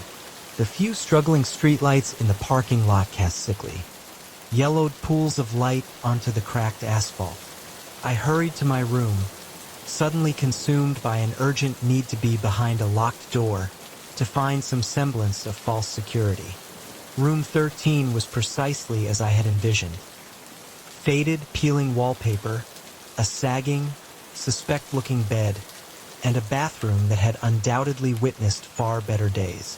Yet, it was a place to rest my weary head, and that, in my fatigued state, was all that truly mattered. I took a quick shower, the water never quite reaching a satisfying warmth, then settled onto the dubious mattress with my laptop. Might as well get some work done before succumbing to the inevitable oblivion of sleep, I reasoned. I must have drifted into a fitful doze, because the next thing I knew, I was jolted violently awake by a loud, insistent thump against my door. I sat bolt upright, my heart hammering against my ribs, as another, heavier thump resonated, followed by the faint, unsettling sound of scratching. "Hello?" I called out, my voice sounding impossibly small and reedy in the overwhelming silence of the dark room. No response, only more scratching, persistent and unnerving. I reached for my phone, my fingers fumbling, ready to dial the front desk, when the old man's cryptic warning echoed in my mind. "Don't open the door for nobody." The scratching abruptly ceased. I held my breath, straining my ears, listening for any sound, any clue. Then, a voice, low and gruff, yet imbued with a desperate urgency. "Let me in, please. I need help." Every instinct screamed at me to stay put, to remain hidden. But what if someone was genuinely in peril? What if it was an emergency? I slid out of bed, approaching the door with agonizing slowness, caution dictating every move. "Who's there?" I asked, my hand hovering, trembling over the cold doorknob. "Please," the voice came again, now laced with an almost frantic desperation. "They're after me. I need to hide." Against every fiber of my better judgment, against the insistent warnings of my primal fear, I unlatched the chain, twisted the lock, and opened the door a crack. What I saw made my blood run cold. A man stood there, his face shrouded in the oppressive shadows of the motel's exterior. But what truly caught my attention was the dark, rapidly expanding stain blooming across his shirt. Blood. "Jesus." I breathed, the word a mere whisper. "What happened to you?" He stumbled forward, a desperate push against the door, his momentum carrying him past the threshold. "Let me in quick." I hesitated for a split second, my mind racing, then made a decision I would soon profoundly regret. I closed the door, twisting the lock shut, securing the chain once more. As he passed under the dim light of the overhead fixture, I got my first clear look at him. He was younger than I expected, perhaps in his early 30s, with wild, haunted eyes and a day's growth of stubble clinging to his jaw. The blood on his shirt was undeniably real, a stark, terrifying splash of crimson. "Thank you," he gasped, leaning heavily against the wall, his breath coming in ragged, painful gasps. "They almost had me." "Who's they?" I demanded, my voice tight with fear. "What's going on? Should I call an ambulance?" He shook his head violently, a convulsive, desperate movement. "No. No police. No ambulance. They'll find me." I was about to press further, to demand answers, when another knock, sharp and insistent, resonated against the door. This one was different, 3 quick, precise raps in rapid succession. The man's eyes widened in sheer terror. "Don't answer it," he hissed, his voice barely a whisper. "Whatever you do, don't let them in." My heart hammered so violently against my ribs I could feel its frantic rhythm in my throat, in my ears. I approached the door slowly, cautiously, trying to peer through the peephole, but it was too dark outside, in impenetrable blackness. "Management," a voice boomed from the other side, authoritative and chillingly calm. "We need to speak with you, sir." I looked back at the bleeding man, who was now frantically shaking his head, his face a mask of desperate entreaty. Against my better judgment, I called out, my voice attempting a feigned drowsiness. "Everything's fine. I'm trying to sleep." A pause, then the voice again, sharper, more insistent. "Sir, we have reason to believe you're harboring a fugitive. Open the door now, or we'll be forced to enter." "Fugitive?" I spun to face the man, who was now backing away, stumbling towards the small bathroom. "What the hell have you gotten me into?" I demanded, the words ripped from me by a surge of panicked fury. Before he could offer any semblance of a reply, there was a loud, splintering crash as the door burst inward, ripped from its hinges. 3 men rushed in, dressed in dark, tactical clothing that, in the dim light, could have passed for official uniforms. But the guns in their hands were undeniably, terrifyingly real. On the ground, one of them, the apparent leader, shouted, his voice a harsh command. "Both of you, now!" I dropped to my knees, my hands instinctively rising in a gesture of surrender. The bleeding man, in a desperate, last-ditch effort, made a dash for the bathroom, but one of the intruders, a muscular brute, caught him, slamming him against the wall with brutal force. "Please," I stammered, my voice barely audible. I don't know what's going on. He just asked for help." "Shut up," snapped the leader, his eyes cold and devoid of emotion. He turned to his companions. "Search the room. Find it. As they tore the meager room apart, tossing furniture and ripping open drawers, I stayed on the ground, my mind racing, frantically trying to comprehend. What were they searching for? Who were these people? Who were they truly after? After a few minutes of frantic, fruitless searching, the leader seized the bleeding man by the collar, lifting him effortlessly. "Where is it?" he snarled, his voice a low, dangerous growl. "I don't have it," the man gasped, choking out the words. "I swear I don't." The leader backhanded him across the face, a sickening crack echoing in the cramped room. "Don't lie to me. We tracked you here. Now, where's the package?" Package? My eyes instinctively darted to my laptop bag, innocently sitting on the bedside table. Oh God, what if? One of the other men, his gaze sharp and predatory, noticed my involuntary glance. He snatched the bag, appending its contents onto the bed. Among my papers, my charging cables, my mundane travel toiletries, tumbled out a small, neatly wrapped parcel I had never ever seen before. The leader's eyes lit up, a cold, predatory triumph in their depths. Well, well, well. Looks like our friend here made a delivery after all.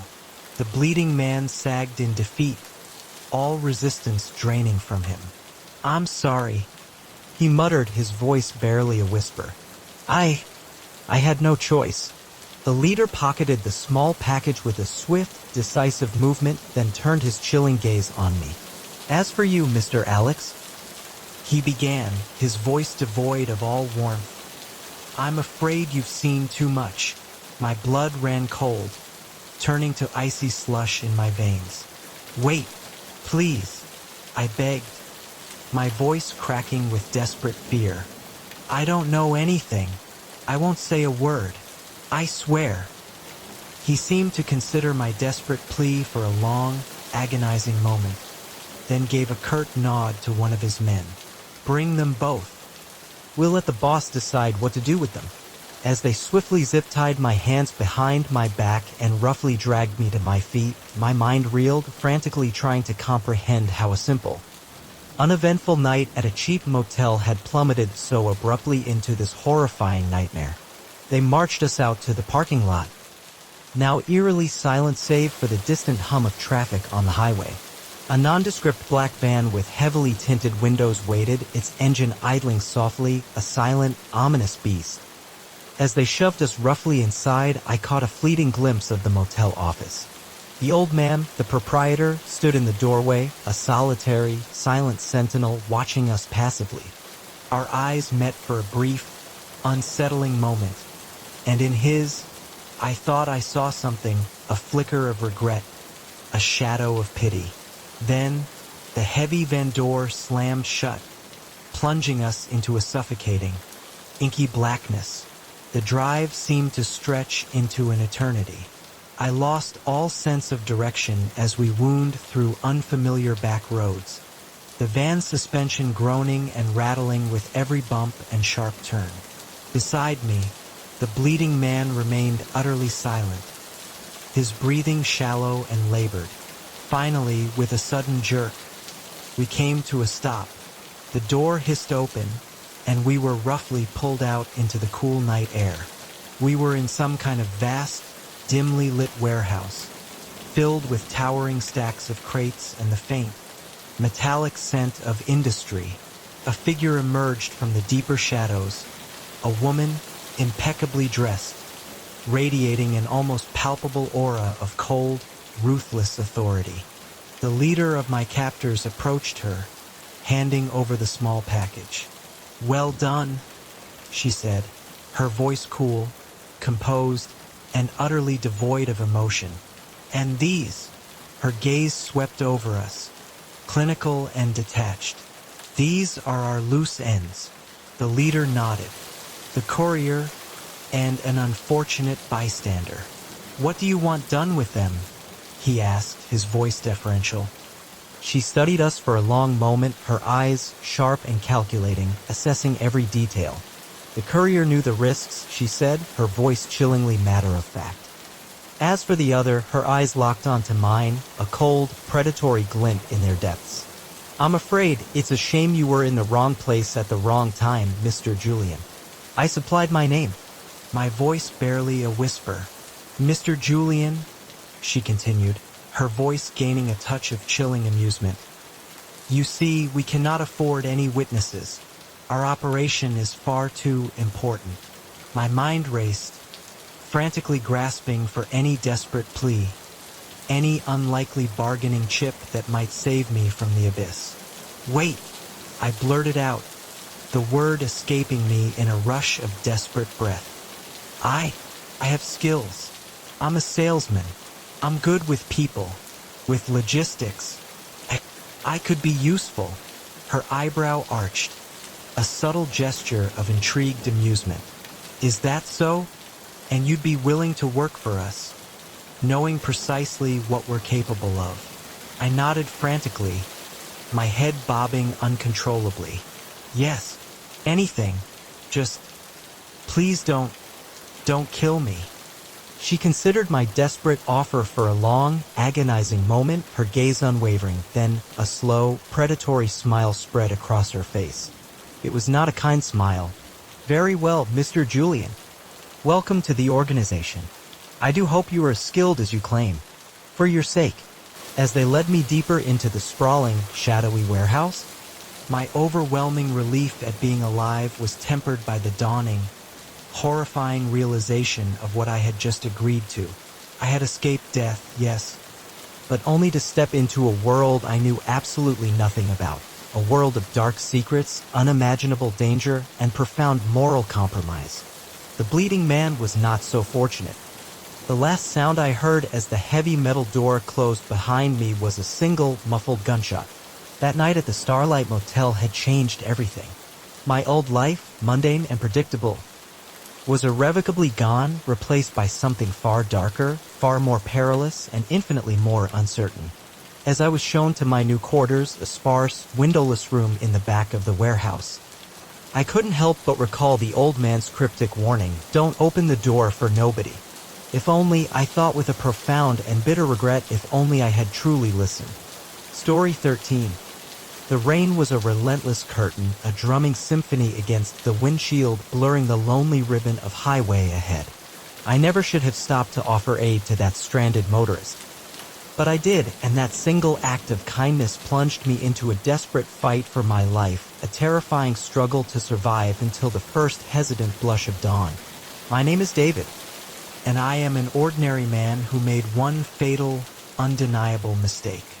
I was driving home after a grueling late shift at the local textile mill, my mind already anticipating the comforting embrace of my wife and children, the promise of a hot shower, and the sanctuary of my warm bed.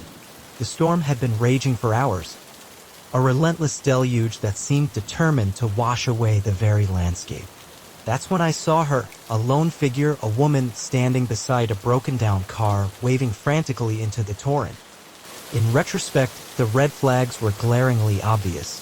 It was well past midnight, in the middle of nowhere, the kind of place where common sense dictated accelerating, not stopping. But I've always been the type to extend a hand, to offer help without hesitation, and I simply couldn't bear the thought of abandoning someone stranded in such unforgiving weather. I pulled over, rolling down my window just enough to hear her desperate cries over the pounding roar of the rain. "Oh, thank God!" she cried, her blonde hair plastered to her face, dripping like a drowned rat. "My car just died, and I have no cell service out here. Could you please help me?"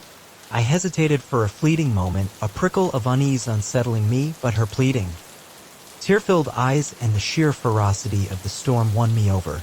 "Hop in," I said, my voice barely audible above the tempest. "We can drive to the next town and call for a tow." A wave of profound relief washed over her face as she swiftly scrambled into the passenger seat, shivering violently. "Thank you so much," she whispered, her voice laced with gratitude. "I'm Clara." "David," I replied, pulling back onto the slick, treacherous road. "There's a diner about 20 miles up ahead. We can stop there and get you some help." As we drove, Clara chatted nervously, her words a jumbled stream. She recounted details of her work as a nurse, how she was returning home after visiting her ailing sister. I nodded along, my gaze fixed intently on the treacherous, rain-slicked road. Suddenly, Clara gasped, a sharp, choked sound. "Oh no! I left my purse in my car. All my cards and ID are in there. Could we please go back?" I glanced at the dashboard clock. It was already so late, and the weather showed no signs of relenting, only intensifying its furious assault. But I couldn't simply abandon her, leaving her stranded without her vital belongings. "All right," I sighed, a weary resignation in my voice, already scanning for a place to execute a careful U-turn. "But let's make it quick." As I executed the careful U-turn on the deserted road, my focus entirely on the maneuver, I tragically failed to notice Clara's hand subtly reaching into her jacket pocket. It wasn't until I felt something cold and hard pressed firmly against my ribs that the chilling realization of my catastrophic error slammed into me. "Keep driving," Clara said, her voice now stripped bare of its earlier vulnerability, cold and hard as steel. "And don't try anything stupid." My heart began to pound against my ribs, a frantic, desperate rhythm, as I gripped the steering wheel tighter. "What's going on? What do you want?" "Just drive," she snapped, her voice devoid of emotion. "Take the next right." I complied, my mind reeling, scrambling to process this surreal nightmare. This couldn't be happening. Things like this didn't happen to ordinary guys like me. I was just a factory worker, a family man. I didn't have any enemies. Didn't owe anyone money. Why me?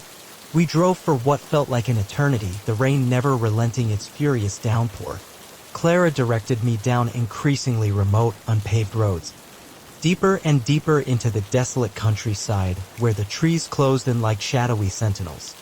Finally, we pulled up to an old, dilapidated farmhouse, its windows dark and uninviting, like vacant eyes staring into the storm.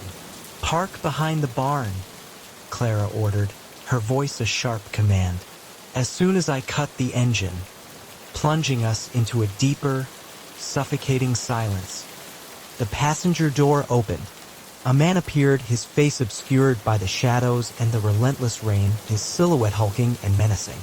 He yanked me out of the car with brutal efficiency, quickly zip-tying my hands behind my back, the plastic biting painfully into my wrists. "Good work, babe," he said to Clara, his voice a low growl. "Let's get him inside before anyone drives by." They marched me roughly into the farmhouse, the interior a chilling tableau of decay and neglect, shoving me down onto a rickety, creaking chair in what must have once been the living room. A single, bare light bulb dangled from the ceiling, casting eerie, dancing shadows across the peeling wallpaper, making the dilapidated room even more unsettling. "What do you want from me?" I asked, striving to keep the terror from my voice, to inject a semblance of defiance. "I don't have any money if that's what this is about." The man chuckled, a hollow, mirthless sound devoid of any warmth. "Oh, this isn't about money, David. At least, not your money." Clara perched casually on the arm of a moth-eaten, stained couch, a cruel, knowing smirk playing on her lips. "You see, David, you're what we in the business call a good Samaritan. Always ready to help a damsel in distress. Makes you predictable, easy to manipulate." My blood ran cold, turning to icy slush in my veins, as the terrifying reality of the situation slammed into me with the force of a physical blow. This wasn't a random crime. They had targeted me, specifically. But why? The man pulled up another chair, its legs scraping loudly on the bare floorboards, and sat down directly opposite me, his face close, his breath hot and unpleasant on my face. "Here's how this is going to work," he began, his voice a low, chilling monotone. "You're going to call your lovely wife, Eleanor, and tell her that you've been in an accident. You need her to withdraw $50,000 from your joint account and bring it to a location we specify. No cops. No questions." I stared at him in utter disbelief, my mind struggling to process the outrageous demand. Are you insane? We don't have that kind of money. And how do you know my wife's name? He leaned in even closer, his eyes cold and unblinking. We know everything about you, David. Your job at the mill. Your 2 children, Chloe and Ben. The mortgage you're struggling to pay. We've been watching you for weeks. My mind raced, frantically sifting through this horrifying new information. How had I never noticed? How long had they been planning this elaborate trap? Why me? I managed to ask. Clara laughed. A harsh, grating sound devoid of any genuine amusement. Why not you? Middle-class family, man, steady job, good credit score. You're the perfect mark. Banks don't ask questions when people like you need a sudden loan. But we can't get that much money, I protested, desperation lacing my voice. The bank won't just hand over $50,000. Even if we asked. The man's eyes hardened, becoming twin points of dangerous ice. Then you better be very convincing when you talk to Eleanor, because if that money doesn't show up, well. He pulled out a long, gleaming knife, its blade reflecting the bare bulb's harsh light, and slowly ran his thumb along its razor-sharp edge. Let's just say it won't end well for you. Or your family. Fear, cold and absolute, gripped me like a suffocating vice. These people knew where I lived. They knew about my children. Even if I somehow managed to escape, they could still find and harm Eleanor and the kids. Okay, I said, my voice a barely audible whisper, raw with defeat. I'll do it. Just please don't hurt my family. The man nodded, seemingly satisfied with my terrified capitulation. He pulled out a cheap burner phone, its plastic cheap and worn, and swiftly dialed my home number. Then, with a chilling deliberation, he held it up to my ear.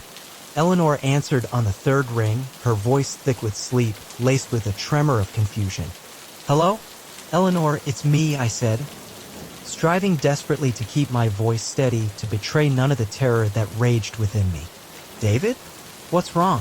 Where are you? I took a deep, shuddering breath, silently praying that she, my brilliant, perceptive wife, would understand the hidden message. I've been in an accident, I lied, the words tasting like ash in my mouth. I'm okay, but I need your help. I need you to go to the bank first thing in the morning and withdraw $50,000 from our account. There was a long, agonizing pause on the other end of the line. What, David? What's going on? Should I call the police? I could feel the man's cold, unwavering gaze boring into me, a tangible pressure. No police. Please, Eleanor, just do as I say. I'll explain everything later. I need you to take the money to the old Miller farm on Route 7. Come alone. Another pause, then so quietly I almost missed it, a single, coded whisper, red or blue. My heart skipped a beat, a surge of desperate hope.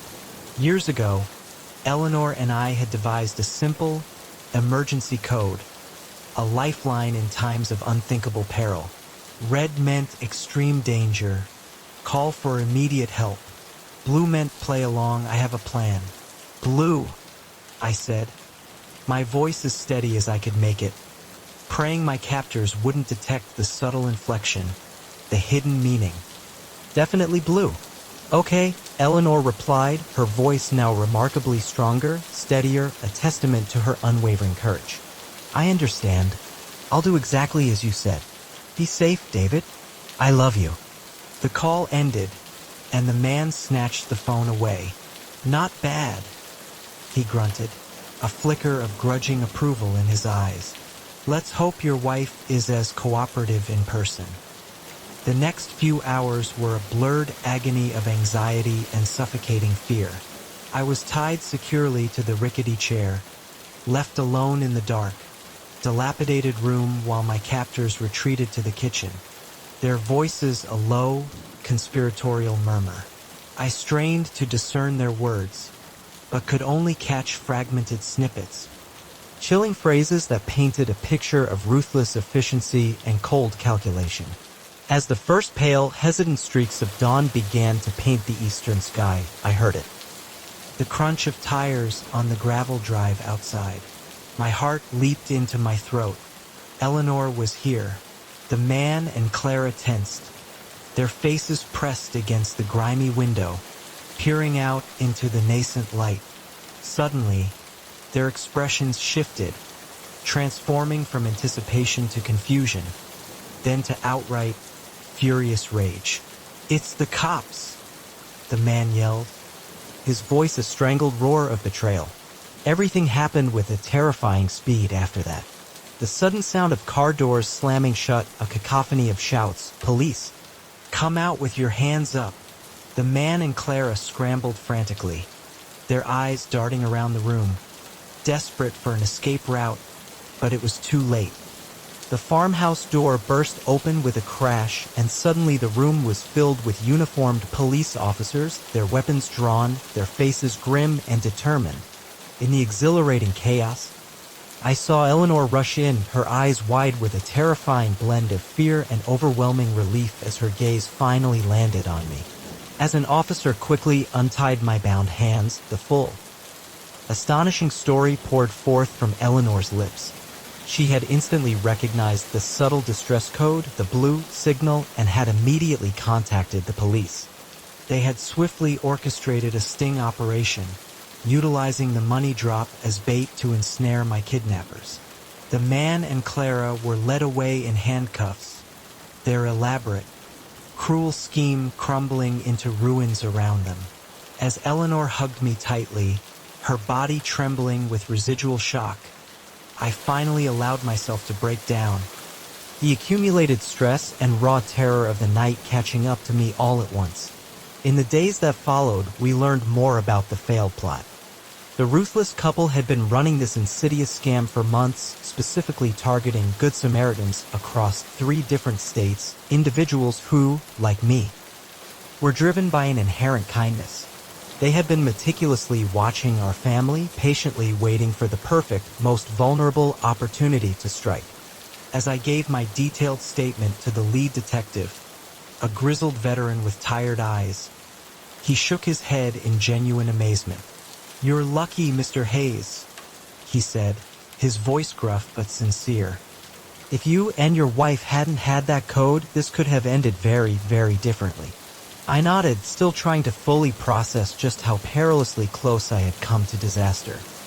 "I guess no good deed goes unpunished, huh?" The detective smiled grimly. "Sometimes, but don't let this change who you are, Mr. Hayes. The world needs more Good Samaritans. Just maybe be a little more cautious next time." As we left the police station, the crisp morning air a refreshing balm, Eleanor squeezed my hand, her grip tight and comforting. "You okay?" she asked softly, her eyes searching mine. I thought about the sheer, unadulterated terror of that night, the suffocating helplessness I had felt. But I also thought about the incredible courage Eleanor had displayed, and the lightning-fast thinking that had, in the end, saved my life. "Yeah," I said, managing a small, genuine smile. "I think I will be." The rain had finally ceased, and as we stepped out into the burgeoning sunlight, I felt a glimmer of fragile, persistent hope. The world could indeed be a dangerous, unforgiving place, filled with individuals lurking, waiting to exploit kindness. But it was also brimming with profound love, astonishing bravery, and countless quiet acts of heroism. I might think twice before stopping for a stranded motorist in the future, my hard-won caution now a permanent fixture in my mind. But I would never ever stop trying to be one of the good guys. After all, that's who Eleanor fell in love with. That's who my children look up to. And that's unequivocally who I am, come rain or shine.